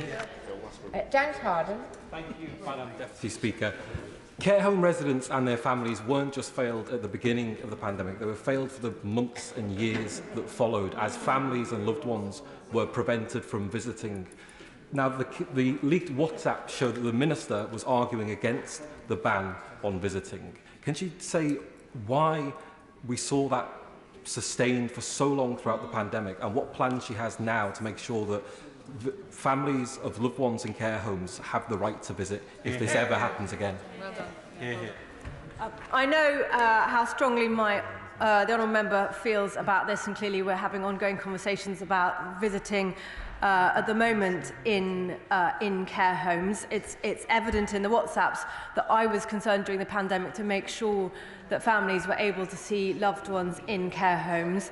As I've been saying in a number of responses to questions today, clearly public health advice had to be taken into account all the way through the pandemic, and getting the right balance between protecting people from the risk of COVID being taken into care homes and seeing friends of family was something which I'm sure as part of the public inquiry will be some of the discussions that will be looked into in that to answer questions such as his about the decisions taken on visiting. And I will continue to work with him here and now to make sure that those who are currently in care homes get the visiting that we think they need.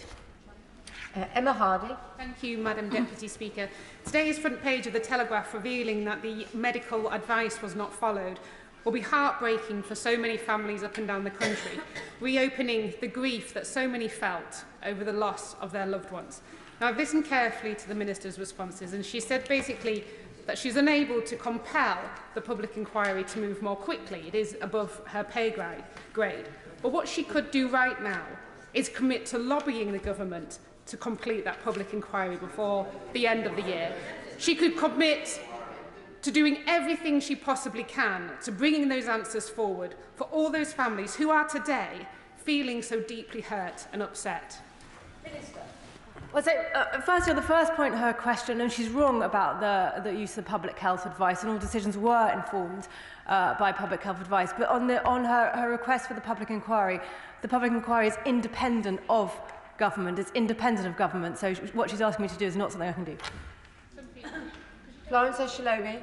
Thank you, Madam Deputy Speaker. Just to reiterate the points that my colleague just made there.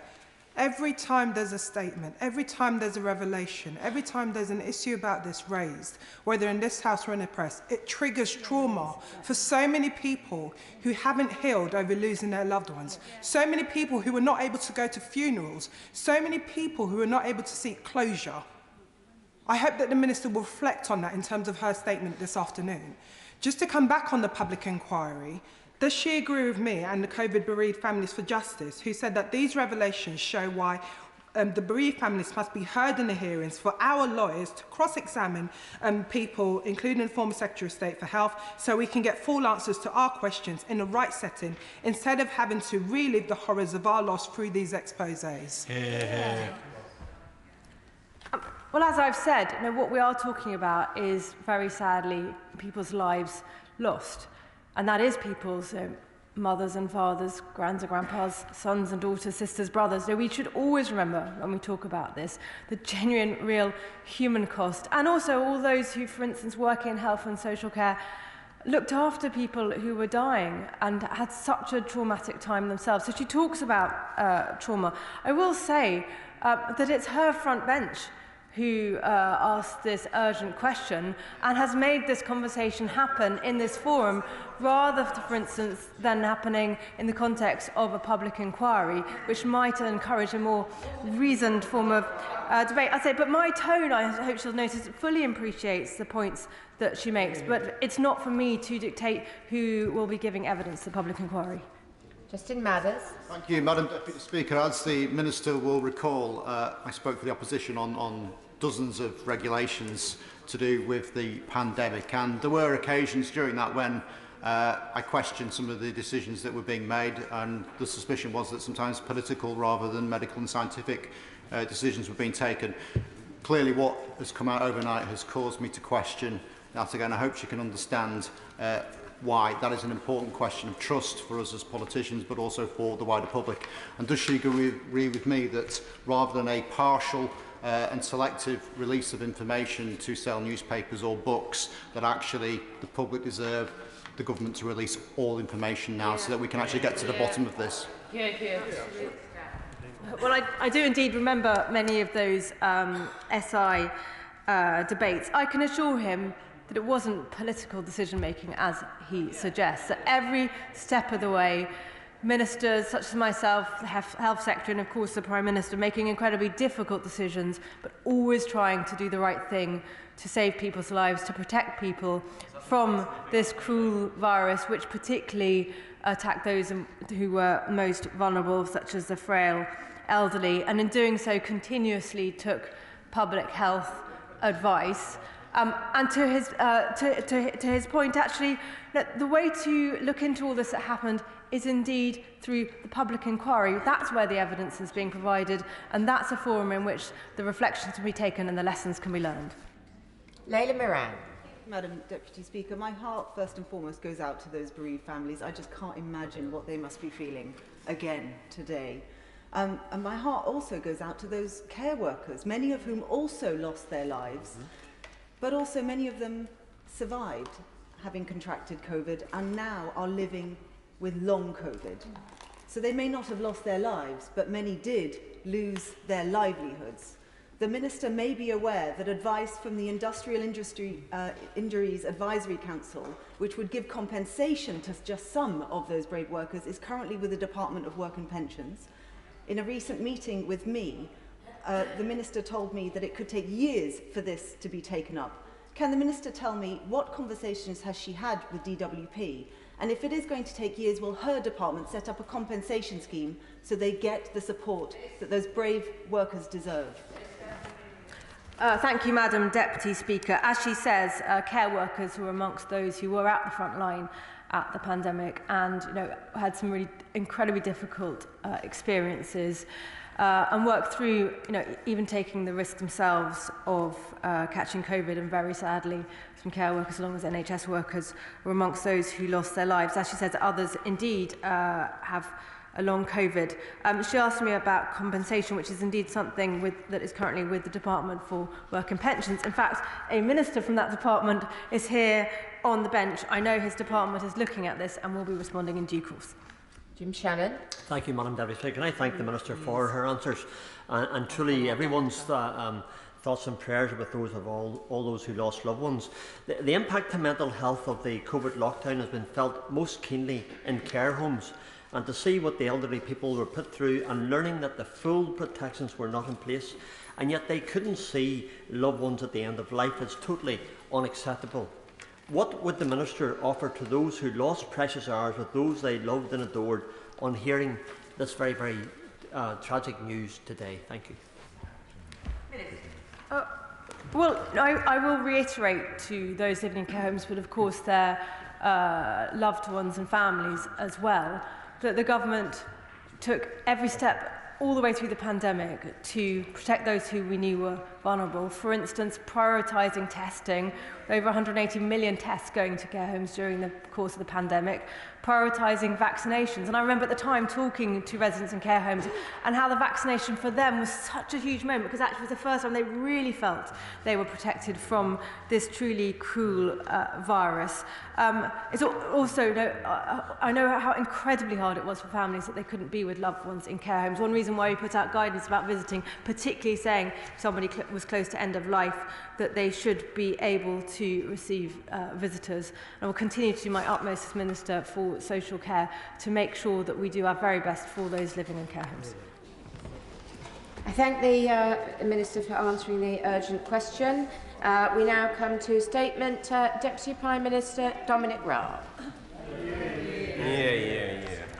Madam Deputy Speaker, with your permission today I can announce that we intend to legislate as soon as possible to introduce an independent public advocate, to put victims and the bereaved at the heart of our response to large-scale public disasters, to make sure that they get the support they deserve through public inquests and inquiries, and to make sure they get the answers they need to move forward with their lives. And I know, Madam Deputy Speaker, the whole House will recall that fateful day on the 15th of April 1989 when thousands of fans prepared to watch the FA Cup semi-final between Liverpool and Nottingham Forest. 97 men, women and children lost their lives, unlawfully killed in our country's worst ever sporting disaster. What happened at Hillsborough was a monumental and devastating tragedy. I remember watching the scenes in horror to this day, and of course the impact is felt to this day, especially by the families and the friends of the victims. Of course, for Hillsborough survivors and the bereaved, that terrible day was just the beginning of a 34-year ordeal. It was followed by an appalling injustice, fans blamed for their own injuries, survivors and bereaved blocked at every turn in their search for answers. And frankly, Madam Deputy Speaker, we must learn the lessons of Hillsborough and we must make sure that they never happen again. In terms of the wider context, major disasters involving significant loss of life are mercifully quite rare in the United Kingdom. But as Hillsborough, Grenfell, the Manchester bombings have shown, when they do happen, victims, families and the communities reflected and represented have not received the answers to their questions, have not received the support they need. And we are duty-bound as a government, as a house, to make sure that doesn't happen again and to ensure positively that those families, those communities, never again have to struggle in anguish against a system created to help them in order to get the truth and some measure of accountability. Madam Deputy Speaker, the independent public advocate goes some way to making good on this government's long-standing promise to ensure that that pain, that suffering of the Hillsborough victims and other victims is never repeated again. I can tell the House it will be passed into law. It will be made up of a panel of experts to guide survivors and the bereaved in the aftermath of a major disaster. And it will deliver for them in, I think, 6 important respects that I want to outline before the House. First, the IPA will provide practical support to the families of the deceased and individuals or their representatives who have suffered a devastating or life-changing injury. This practical support includes things like helping them to understand their rights, such as the right to receive certain information at inquests or inquiries, signposting them to support services, for example, financial or mental health support. In particular, the IPA will help victims every step of the way, from the immediate aftermath of a tragic event right the way through to the conclusion of investigations, inquiries or inquests. We will make IPA support available to the closest next of kin relative, both parents, where they are separated or divorced, or to a close friend if there is no close family. And Madam Deputy Speaker, the support will also be there for the bereaved whose loved ones die after the tragedy as a result of their injuries. It was a particular issue in relation to Grenfell as well, I know from my experience as Housing Minister. The IPA will also offer support to injured victims and their representatives. Second, Madam Deputy Speaker, the IPA will give victims, critically, a voice when they need it most.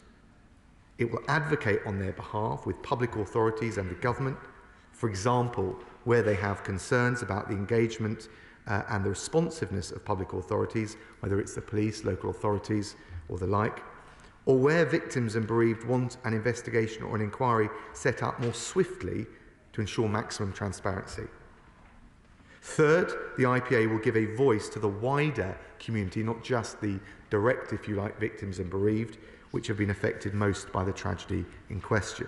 And to achieve this, we will set up a register of advocates from a range of different professions, backgrounds and geographical areas, including doctors, social workers, emergency workers, members of the clergy, people with media handling experience, because often that is another burden which they will not have experienced, and others. And so communities will be able to nominate an advocate to act on their behalf in order to express their particular concerns and ensure that their voice is heard as a community. Fourth, Madam Deputy Speaker, the IPA will be supported by full-time, permanent staff so that it can act very swiftly when a tragedy occurs and make sure the support is there for the victims, for the families from day one. And critically in this regard, the IPA will be there to consult with and represent victims and their families before any inquiry is set up. So the IPA will be able to make representations on the type of inquiry, whether it's statutory or non-statutory, and other important functional issues, such as the data controller powers available to any inquiry and the relationship they may have with the IPA in the exercise of such functions. Fifth, the scope of the eye will be extended to cover events in England and Wales, but of course, mindful of the devolved settlements, we will work with all the devolved administrations to ensure our plans are coordinated with the support that's being offered outside of England and Wales. And finally, Madam Deputy Speaker, although the IPA is first and foremost about doing better by the victims and the survivors, I think it is also worth acknowledging that it will be in the wider interest of the public. It will ensure we achieve better relationship between public bodies, government and the bereaved, that we get better, quicker answers and are able to learn and act on the lessons from such tragedies more decisively. I can tell the House that the preparatory work is now well underway to establish the IPA, and we will place it on a statutory footing as soon as is possible, and I'll say more about the legislative vehicle shortly. Now, of course, there have been other important reforms over recent years to support and empower victims and their families. We've made inquests more sympathetic to the bereaved with a refreshed, accessible guide to coroner services. So the process, if you like, which can obviously feel like a minefield to navigate, is a bit easier to digest and understand. We've removed means test funding for the exceptional case funding for legal representation at an inquest, which means that applying for legal aid is easier and less intrusive. People who have suffered a traumatic bereavement no longer have to submit the details of their personal finances to the legal aid agency, and if their case meets the exceptional case funding criteria, they'll be entitled to legal aid, whatever their means. More broadly, Madam Deputy Speaker, we are putting victims at the heart of our justice system with the quadrupling of victims funding compared to 2010, and with the louder voice through the upcoming Victims Bill. So the creation of an independent public advocate to give greater voice to the victims and the bereaved of major tragedies is the next important step forward. Now, I know that members across this House will want to join me in paying tribute to the Hillsborough families for their courage and their determination despite every setback, and their long-standing struggle to stop other families from enduring the same anguish in the future. The Hillsborough families have always maintained that their struggle for truth and justice for the 97 was of national significance, and I agree entirely. And I also want to pay tribute to the families of those who died at Grenfell and the Manchester Arena bombing. Our hearts go out to them for their loss, and I pay tribute to them for their dignified courage. May I also take this opportunity to pay tribute to those in this House and the other place who have campaigned on this tirelessly. The Right Honourable Member for Maidenhead, the Right Honourable Member for Garston and Halewood, the Honourable Member for Liverpool West Derby, the Noble Lord Wills, the Mayor of Liverpool and others for their steadfast commitment to establishing an IPA. I will continue to work closely with all of those honourable members, the Hillsborough families, the Grenfell groups, the families of the victims of the Manchester Arena bombing, to ensure that their experiences are taken into account and we get the detail of this right as we establish the IPA. May I also pay particular tribute to the Right Reverend James Jones, KBE, for his work on Hillsborough and his important report. I met with him last week. The government will be responding to the wider report this spring, and we know in our heads and in our hearts that there is still much more to do to heal the wounds from that horrendous and heartbreaking tragedy. But this is an important step forward. The IPA will make a real difference, and I commend the statement to the House. Shadow Secretary of State Steve Root. Thank you, Madam Deputy Speaker. And can I start by thanking the Secretary of State for advance sight of his statement. For decades, the Hillsborough families fought for justice. They fought for the truth about how 97 innocent children, women and men were unlawfully killed in wholly avoidable circumstances. They faced a cover-up by public authorities who hid the truth and blamed the victims. These brave families did more than seek justice for their loved ones. They sought to shine a light on what had gone so tragically wrong, because that's how we learn how not to make the same mistake again. But it should never have taken over 3 decades. I was in Sheffield on that fateful day in 1989, just a mile or so from Hillsborough, with a junior doctor friend who was called back to the hospital to treat the victims and deal with the aftermath. So I remember vividly the horror of what we heard unfolding from the football stadium. Today, I pay tribute to those families for their long struggle for justice, and to those who've spoken up for them, notably the Right Honourable Member for Garston and Halewood, the Honourable Member for Liverpool West Derby, the Right Honourable Member for Maidenhead, the former Prime Minister, Lord Wills, and the Mayor of Manchester. Today is a chance to balance the scales of justice and give those victims the voice they need and the power to make it heard. But it's a chance the government has missed. The government's proposals don't go far enough, and they will be too weak as they currently stand to prevent cover-ups in future.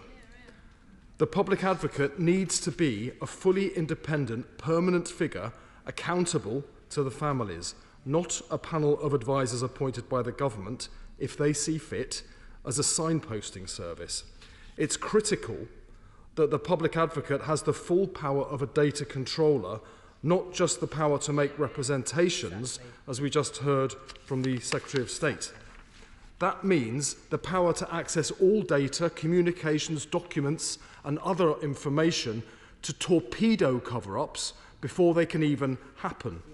Now, we know from the Hillsborough Independent Panel that the existence of these powers would be a massive deterrent to future cover-ups. So, I would ask the Justice Secretary, will he reconsider and establish a fully independent public advocate? And will he agree to give them the full power of data controller right from the start? This matters immensely, because without control over data that can expose the truth, there can be no transparency. And without transparency, there can be no justice. Now, I have to ask, how many more tragedies will it take to wake this government up? How many more lives need to be lost? Labour is committed to real change. In government, we will establish a fully independent public advocate accountable to survivors and to victims' families, and we'll arm them with the power they need to access documents and data to expose the truth about what went wrong, and importantly, to stop cover-ups before they can happen. That will be part of a Hillsborough law with teeth that will also give victims' families access to legal aid and impose a duty of candour on public officials. We'll do that because we believe victims must be at the heart of the justice system, because we believe victims must have a voice and the power to make it heard, and because we understand that a system that fails to learn from its mistakes is doomed to repeat them. Well said, Steve. Thank you, Madam Deputy Speaker. Can I thank him for his partial welcome of this announcement? I listened very carefully to what he said. I have to say, we share, and I share with him personally, the commitment and the desire to set up the most credible advocacy for the bereaved and the victims and the families. And of course, I'm very happy to work with him and honourable members on all sides in relation to the detail. But I don't accept his characterisation. He said it wasn't independent, but in fact, it would be decided on the basis of consultations with the victims and the bereaved. And that must be right in order to make sure you have the right range of experts to deal with the particular circumstances of the tragedy in question. It would act on their behalf, it would not act on behalf of the government. The data controller powers he's referred to, I understand exactly the point he makes, and as I said in my statement, it will be important that there will be consultation with the families, and the IPA will be able to consult with a putative independent inquiry. But I think he has to recognise that the independent inquiry will have many of those powers itself, and therefore how will he reconcile that with duplicated powers in an IPA?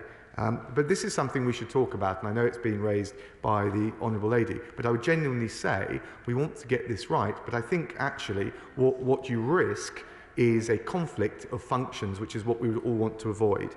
He mentioned other measures like the duty of candour. That is a broader issue for the government's report to the wider Hillsborough report. That is expected in spring. I know it's been a long time coming, but those broader issues, I think it's right to deal with them.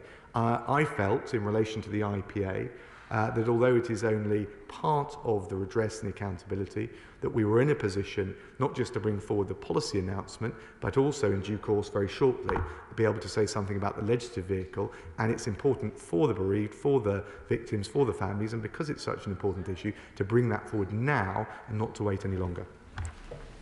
Theresa May. Thank you, Madam Deputy Speaker.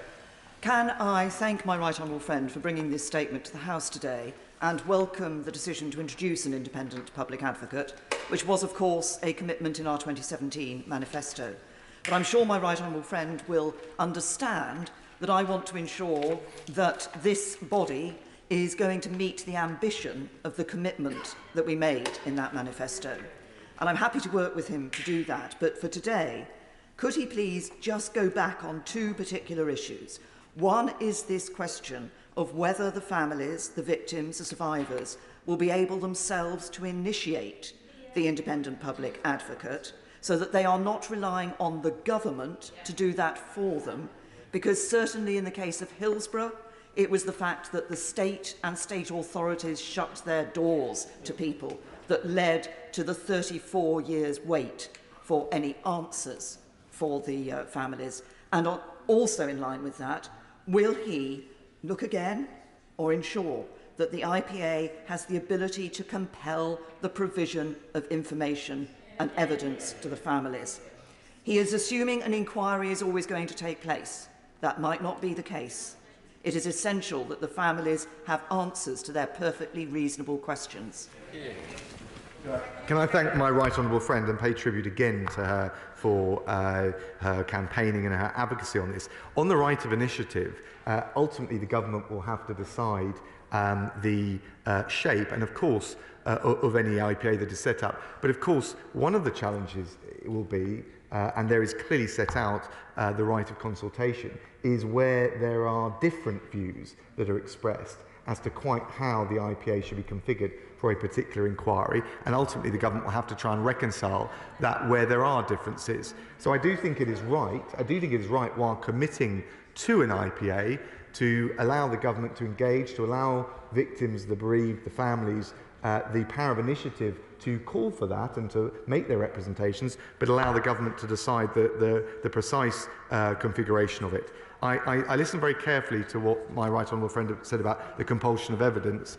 I think, as I said before, very happy to engage with her and other honourable members as this comes forward. The piece that we need to reconcile, and I take her point that there may not be an inquiry set up, but where there is, making sure that we do not have conflicting powers. But again, I'm very happy on the detail of this and on the clauses in due course to work with the right honourable lady. Maria. I welcome the fact that the government wants to legislate for a public advocate after 5 years after the consultation that they undertook closed. But I am very disappointed with the provisions as he set them out. Now, his proposed public advocate wouldn't be independent, it wouldn't be a data controller, it would not be able to act only at the behest of families, it would be directed by the Secretary of State, it wouldn't have the power to appoint independent panels, such as the Hillsborough Independent Panel, but at a much earlier stage following a disaster than the 23 years it took us to get that report out. And it wouldn't have the power to use transparency to get at the truth at an early stage and torpedo the cover-ups that public authorities set about undertaking in the aftermath of disasters. This must be something that the families themselves can initiate, that they can use to get at the truth at an early stage, the fact advocate would have the power to compel, to produce documentation, to shine the light of transparency on what public authorities have done in the immediate aftermath of a disaster, would stop cover-ups. It would mean that you wouldn't have 34 years later people still having to find out and fight to get at the truth. That is the prize within our grasp if we set this up right, Madam Deputy Speaker. So does he accept that he'll be missing an opportunity, an important opportunity to stop things going wrong for families if he doesn't beef up his proposals significantly? I can tell him, for what it's worth, I'm perfectly willing to indicate to him in detail quite how they ought to be improved. I thank the Honourable Lady, and I know she's worked very tirelessly, and we've had Right Honourable Lady, and we've had very good engagement on this, and I'm happy for that to continue. I take her point about the power of initiative. The families, the bereaved, will have a power of initiative through consultation, but in the last analysis, particularly if there's conflicting views, and I've seen that before firsthand, the government will have to reconcile those.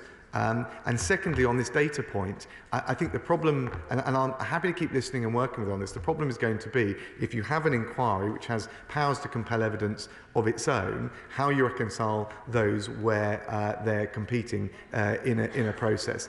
But as I said, it is important to bring this forward. There's going to be full scrutiny on this. And as I said, as we develop the clauses, I'm very happy to keep working with the Honourable Lady, the Right Honourable Lady. Chair of the Justice Select Committee, Sir Robert Neal. Thank you, Madam Deputy Speaker. And can I pay tribute to the Right Honourable Member for Garston and Halewood for the work that she has done as a fellow member of the Justice Select Committee, and to my right honourable friend, the former Prime Minister. The former Prime Minister's point is an important one about the risk of cover-ups by those in authority. And that's why, whilst I very much welcome what the Secretary of State has said, it's an important step forward.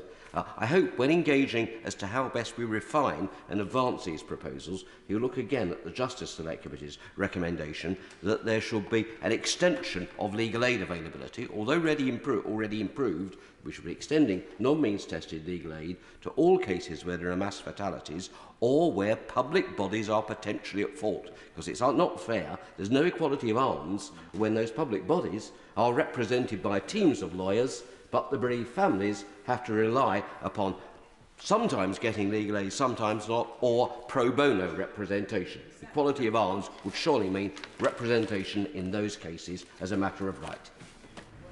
Can I thank the Chair of the Select Committee? I think this will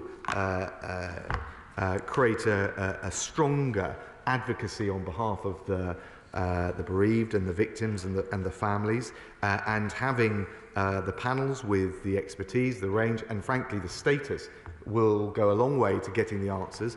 I understand again the point around compulsion of evidence. It's not a theological objection to it, certainly as far as I'm concerned. It is a question of reconciling competing powers when an inquiry is set up. I will, of course, look at the Justice Select Committee's report and recommendations on this. I think just on inquiries in general, of course, they're not supposed to be adversarial, which is why the rules in relation to legal aid are as they are. But we will look and work with colleagues on all sides of the House as we bring forward these important clauses. Ian Byrne. Thank you, Madam Deputy Speaker. I welcome the Secretary of State's acknowledgement that we need an independent public advocate into legislation, but I'm really sorry this announcement today is a pale imitation of what Hillsborough families and survivors spent years campaigning on. The government's proposal feels like a signposting service, a weak signposting service, doesn't have any powers that a truly independent public advocate would require. It feels so weak. So for me, the key question is, would this proposal have stopped the state cover-ups of Hillsborough, contaminated blood scandal, and so many other cover-ups over the ages? And will it prevent further cover-ups? Unfortunately, I've got to say no. So will he instead adopt my honourable friend, the member for Garston and Halewood's bill that is ready to go, and work with us to bring the Hillsborough law, including a fully independent public advocate, into legislation? Well, can I thank the Honourable Gentleman and pay tribute to all his efforts. I'm afraid I don't accept the characterisation. Calling it a signposting service is quite wrong. By the way, the signposting is important, but it is the start, not the end, of the role of the IPA. It will be set up as a statutory advocate for all of those who have been affected, whether they're individual victims or on behalf of the community as a whole. It will, as of its own status, be very impossible to ignore. On the specific functions beyond the ones that I've set out in my statement, I'm very happy to keep engaging, but I think honourable members need to think about the practicalities, for example, with data compulsion, and how we make sure that they can be reconciled. But I hope that we'll be able to continue working together to make sure that victims and the bereaved, particularly of pre-existing tragedies like Hillsborough, but also those in the future, feel that like, they're better equipped to get the answers they need and the accountability they need. Edward Timpson. Thank you very much, Madam Deputy Speaker. And can I join other members in welcoming today's statement and the important step forward that it brings, as well as recognising that the legislative process that is to follow will provide opportunities to look to strengthen the role and ensure it delivers what we set out all the way back in 2017, not least trying to ensure that we can safeguard the independence of the IPA from government. But can I ask my right honourable friend, in relation to survivors and how that will be defined through this new role, whether that will simply be those who have had a life-changing injury, or whether it will also include those who may have been physically or mentally changed by their experience of a disaster they've been involved with, and their need to have support and advice through that inquiry process. Can I thank my honourable friend? We'll work very closely with him and colleagues on the definition. I think it's important to get that right. And it will be an independent advocate once it's established, with the full force of expression and advocacy to get the answers that are required. But I'm, as I said before, very happy to work with colleagues to make sure that we get the right balance and in particular get it to be as effective as possible, whether it's in relation to an inquiry, statute or otherwise, or indeed when an inquiry is not established. Dan Carden. Thank you, Madam Deputy Speaker. I thank the Secretary of State for coming to the House today and the willingness to legislate in this area. But I think, as he's heard already today, nothing less than an independent public advocate that is acting at the behest of families, not directed by the Secretary of State and with specific powers, will do. Can I ask him, how is he engaging with honourable members in this place, others who have campaigned on these issues for years, and most importantly, the Hillsborough families? My constituent, Deanna Matthews, wrote to me her uncle Brian was unlawfully killed at Hillsborough, to share her dismay about the lack of engagement with bereaved families ahead of this. So can he tell me how he is engaging with those concerned? The honourable gentleman. Just to be clear, it will be entirely independent once it's established, so it's not accurate, the characterisation. In terms of engagement, I'm caught a little bit between the strictures of the Speaker in terms of making announcements to this place first, in terms of the detail, but I wrote to the families and the bereaved and the various different groups, Hillsborough, Grenfell, the Manchester bombings. So they've had advance sight, but of course one of the concerns now is the lack of detail, which of course I couldn't provide in advance of the statement. But I did consult Bishop James Jones. Indeed, I saw him over the last week, and I'm very committed to working with all of those families, and I know the Grenfell United and some of those well from my time as Housing Minister, to make sure that we get this right, and above all, the most effective means of giving them the transparency and the accountability they need. Rob Butler. Thank you very much, Madam Deputy Speaker. Can I warmly welcome this announcement by the Government of the establishment of an independent public advocate, and also pay tribute to the Right Honourable Lady, the member for Garston and Hellwood, with whom I sat on the Justice Select Committee and I know has worked tirelessly on this for many, many years. Madam Deputy Speaker, I was at university at the time of the Hillsborough disaster in Sheffield. Sadly, a friend of mine died in that tragedy, and so I know all too well the frustration that the bereaved families have felt ever since. Can my right honourable friend tell us in a little bit more detail how he will ensure that the families of the bereaved of the Hillsborough disaster will be fully involved in the practicalities of the establishment of the advocate? I thank my honourable friend, and I'm very sorry for his loss in relation to Hillsborough. I mentioned some of the engagement. I've offered to meet with the families and the groups, not just of Hillsborough, but in relation to Grenfell and the Manchester Arena bombings. I've always found in these cases where you're facing the bereaved or the survivors of such a dire tragedy, that the most important thing is that they feel that they've got access, and I'm very happy to, as I said, to meet with any of them. Alison McGovern. Madam Deputy Speaker, I share the view of my friend, the member for Garston and Hale Wood, and I just wonder if the Secretary of State has actually read the Hansard of previous debates on this issue, because 12 years and 5 months ago, the member for Halton, the member for Garston and Hale Wood, and many of the members of this House and I stood here in order to have the power to compel the government to release papers on Hillsborough and to get transparency over that information. And yet, all that time later, here we are again, still debating who has the power to compel information. In other words, Madam Deputy Speaker, how we as citizens can have the power to get to the truth. I also want to ask the Secretary of State about the duty of candour and extending that to public servants so that they have to proactively tell the truth. Because without this information, we will, as the member for Garston and Hale Wood have said, we will always be liable to these cover-ups. I saw it through all of this process with Hillsborough, with Lakanal House, with Grenfell, with the COVID inquiry, again and again and again. And I want the Secretary of State to understand this issue properly. It's about the truth. So will he explain what he's going to do on duty of candour? Hear, hear. Can I thank the Honourable Lady, and I know she cares about this subject deeply. I am familiar with these challenges from my time as Housing Minister, aside from the issue of Hillsborough, which I've followed closely. On the issue of the duty of candour, I totally understand the importance of that, and I've never said that the IPA is the whole picture. I said it's a partial but an important step that we take, and better to get on with it, because I think after so long, one thing I get from the communities and the victims and the survivors is the need to get on with tangible action. That's the way we'll restore confidence. But the duty of candour is something that was included in the report by Bishop James Jones, and therefore it is right that that is part of the response that the Home Office brings. And I know it's previously been set out, they will publish that response in the spring, and of course it will cover that issue.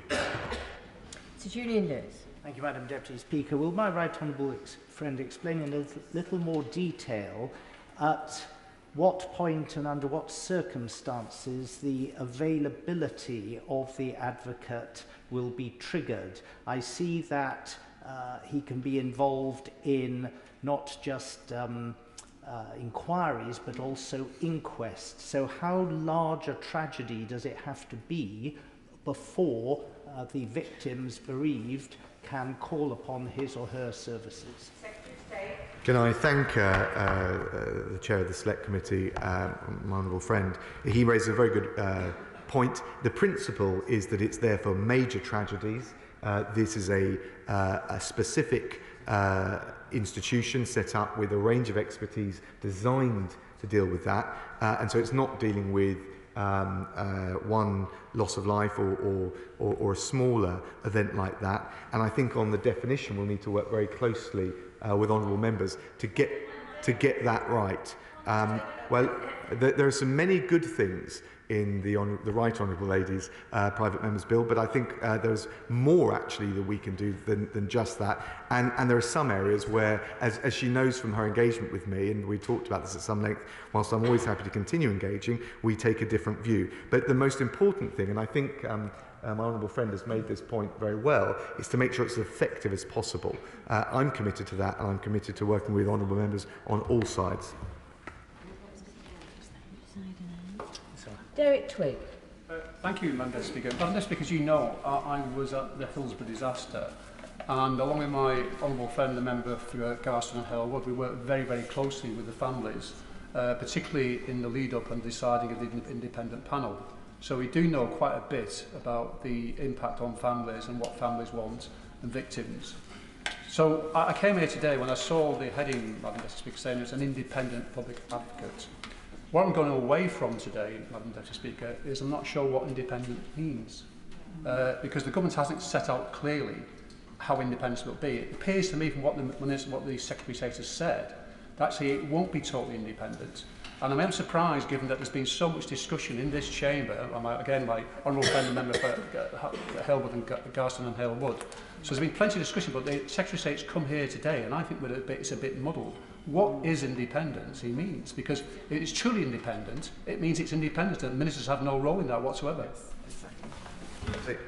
To be clear, on the right of initiative, which I know the Right Honourable Lady has raised and included in her bill, that is something where, because you could get different views as to the shape or the scope, that is something that the government will have to ultimately have the last word on. But frankly, what he said about it not being independent is wholly wrong, and we ought to be very clear. From its point of establishment in relation to a tragedy, it will be wholly and entirely independent to serve the victims, the bereaved, the survivors, and only them. I couldn't be clearer on the subject. Kevin Foster. Thank you, Madam Deputy Speaker. A lot of this statement is very welcome and hoping to balance the position for families and victims, not least when they had the unedifying sight of actually those phalanxes of lawyers they were facing, knowing they were actually being paid for by their own taxes and by public funds to sometimes cover up the impact on their relatives. I must say, I don't find myself particularly persuaded on the points he's made around the compulsion of evidence, which would strike me as something that does need to be part of this. But in terms of his preparation work, which he referred to, what is the timeline he has set for that preparation work in terms of this institution being up and ready, pending the legislation coming through this House? Well, can I thank the honourable gentleman? He makes a good point. The policy work is quite far developed, but of course we haven't foreclosed options in order that we can have maximum transparency and proper engagement. I need to identify the right legislative vehicle, and then it will take as long as the House takes to enact it. But I hope to say more on the legislative vehicle very shortly. Dame Diana Johnson. Can I just put to the Secretary of State that in the case of the contaminated blood scandal, governments failed to acknowledge what had actually happened for decades. Even though thousands of people had been harmed and died, and it's now recognised as one of the worst treatment disasters in the history of the NHS. So how would this independent public advocate work in the circumstances where incidents happen over many years, across many parts of the United Kingdom, and when governments fail to come clean about the involvement of the state for years and deny there was a problem? So what confidence would victims actually have in a system where the government decide whether an independent public advocate was appointed? So can I, first of all, we're talking about the final configuration of the IPA, and the decision to the immediate consultation will take place with the families and with the bereaved. In relation to how it would help in a scenario like that, that is precisely why, and with the greatest respect to the Right Honourable Lady, we went for a panel approach so that we had the range of experts, because a disaster like that would be quite different from, say, Hillsborough or Grenfell, and therefore it's important that the IPA has the range of expertise.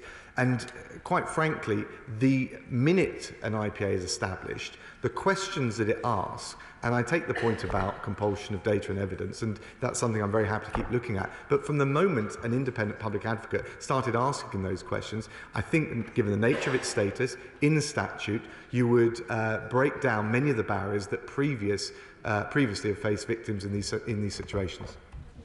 Andy Carter. Thank you very much, Madam Deputy Speaker. I agree fully with my right honourable friend when he says getting the detail right is vital in this process. And I'm very pleased with the tone he's taken in some of the comments he's made, that he is willing to work with members from across the House to reach the right settlement for victims, to ensure that this process is right for the future. I wonder if you could explain a little bit more about the panel that he plans, and in particular, will victims be able to be fully represented? Can they elect people to go onto this panel to advocate for people involved in a tragedy? Can I thank my honourable friend? He's right. The point of having a range of expertise on the panels rather than a single public advocate is precisely to ensure that you've got the range of expertise to deal with the nature of the tragedy that is unfolding, but also to allow the victims, the bereaved, the families to be able to be properly consulted. In addition, they will have the ability to nominate, if you like, a community level representative on that panel to make sure that, as well as dealing with technical issues, to make sure that as well as individuals being represented, the community as a whole and the community concerns often expressed as a whole are properly reflected in that advocacy. Margaret Greenwood. Deputy Speaker, I'd like to pay tribute to the Hillsborough families and all of those affected for their tireless campaign over decades to establish the truth of what happened and their determination to make sure that families do not have to suffer the injustices that they've been forced to endure. And I would pay tribute in particular to the Right Honourable Member for Maidenhead and for Garston Halewood for all of their hard work on this. The Minister's talking about a conflict between the IPA and any inquiry. But surely he must recognise that it is vital that victims and families can feel confident that they have a truly independent advocate. And surely he must recognise too that by definition you can't have too much transparency. I certainly agree with the thrust of that, and it will be fully independent once it's established, and with all the powers of advocacy and the expertise to give voice and expression to the victims and bereaved. I do think, though, on this issue of compulsion of data or access to evidence, that we need to make sure that we are reconciling that with what an inquiry might be, what powers an inquiry might be exercising, and make sure that we don't end up with either a legal muddle or an ineffective process. Dr. Kieran Mullen. Thank you, Madam Deputy Speaker. I also want to join colleagues in paying tribute to my fellow member of the Justice Select Committee, member for Garston and Halewood, for her long campaigning on this issue, which I think the whole House recognises.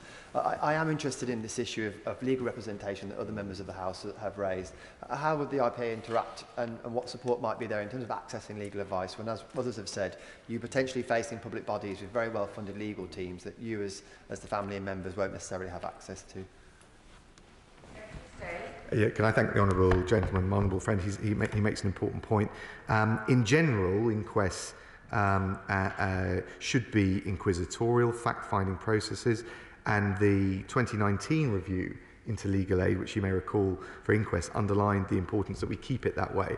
There are, of course, circumstances, for example, Article 2 inquests, or where there's a significant public interest in the outcome, where legal representation may be available under the exceptional case funding, and I mentioned a little bit more about the detail of how that would work in my statement. Whitley. Thank you very much, Madam Deputy Speaker. In order for bereaved families to have confidence in an independent public advocate, then it needs to be truly independent of governments. That means acting on the directions of families and not the Secretary of State, exercising the powers of a data controller and being empowered to establish independent panels. Elkin Abrahamson, the co-author of the Hillsborough Law, has said that this government's engagement with the Hillsborough family has been almost non-existent, and it shows. Will the Justice Secretary now commit to meeting with the Hillsborough families with a view to revising these proposals and bringing them into line with what the Hillsborough families have been calling for so long? Well, gentlemen, and as I've already made clear, the level of engagement we've had before, and of course I'm very willing to meet with representatives or indeed directly with the families involved. Fed. Speaker, I understand that the Secretary of State couldn't divulge to those families who've been campaigning the detail of his announcement today, but does he believe that they would recognise what he's announced today as what they've been campaigning for on behalf of the people they lost, in terms of an independent advocate? And would they recognise what he's announced today as what they've been campaigning for? Gentlemen, I hope they would, particularly as they engage and we engage on the detail. As I said, it will be fully independent. I take the points about right of initiative and powers over data. We're always willing to look at the detail of how that will work, but actually what we want to do is make sure we have the most effective means of giving expression and voice to them in their time of need. Emma Lilbuck. Thank you very much, Madam Deputy Speaker. Chloe Rutherford and Liam Curry from South Shields were tragically murdered in the Manchester Arena terror attack. archaic law in relation to terror attacks prevents their parents registering their precious children's deaths. Last week, they again met with ministers, who this time treated them with contempt, patronised and insulted them. In that meeting, it became clear they have been misled by the government for nearly a year, and that this law can be changed, but the government simply chooses not to. Registration is now imminent. The IPA won't help them or other families.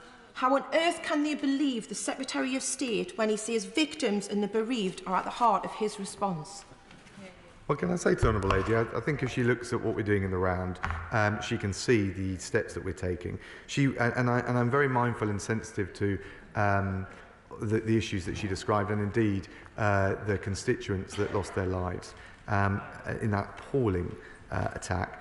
The Births and Deaths Registration Act is owned, as you'll know, by the Home Office, and the Coroners and Justice Act of 2009. They set out the process for registering deaths following an inquest, which required the coroner to inform the register with particulars of the deceased. There isn't, in the way the law is currently configured, any flexibility around this. But again, I reiterate my deepest sympathies to the families who were so tragically bereaved. I thank the Secretary of State, Deputy Prime Minister, for his statement. And we now come to a statement from Minister of State Andrew Mitchell. Yeah.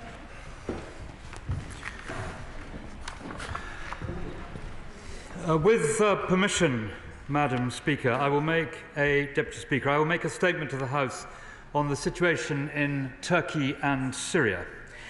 I know the House will join me in offering sincere condolences to all those affected by the recent earthquakes. I witnessed firsthand last week the terrible scale of human suffering when I visited Turkey. I also had the opportunity to speak to Syrian partners and the United Nations about their work on the immediate response. I pay tribute to the hundreds of British personnel engaged in specialist health, humanitarian and rescue work in Syria and Turkey. I saw for myself the outstanding work that Britain is doing on the ground to save lives and support those who are suffering. There has been, throughout these events and our responses, excellent coordination across the Foreign Office, Ministry of Defence and Department of Health.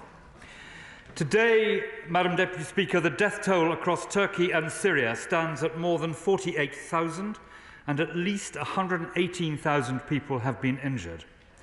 Around 25 million people have been affected, with homes, businesses and key infrastructure destroyed. The further earthquakes on the 20th and 27th of February, which have tragically led to additional deaths, show that the danger has not passed. In Syria, this disaster adds to years of turmoil inflicted by conflict, striking hardest in the very place that has borne the brunt of Assad's war machine. I turn, Madam Deputy Speaker, to the initial response. Turkey requested international support immediately after the earthquakes. The UK government delivered aid as swiftly as possible, working closely with Turkey, the United Nations, international partners and NGOs and charities. This included deploying a 77-strong search and rescue team in Turkey, along with state-of-the-art heavy equipment. We quickly announced £4.3 million in new support to Syria Civil Defence, the White Helmets, who have carried out search and rescue operations in 60 villages, helping thousands of civilians. The British government also rapidly engaged with the Turkish government at the highest level. The Foreign Secretary, my noble friend Lord Ahmed, and I immediately spoke to the senior UN humanitarian officials to ensure a rapid and coordinated response in Syria. As part of the immediate response, the Ministry of Defence and Foreign Office set up a field hospital in Turkoglu. This includes an emergency department and a 24/7 operating theatre. And I saw for myself UK Med and Ministry of Defence personnel, 150 of them, working side by side with Turkish medics to save lives. I was deeply impressed and moved during my visit by the life-saving work these teams are doing. Together, they have treated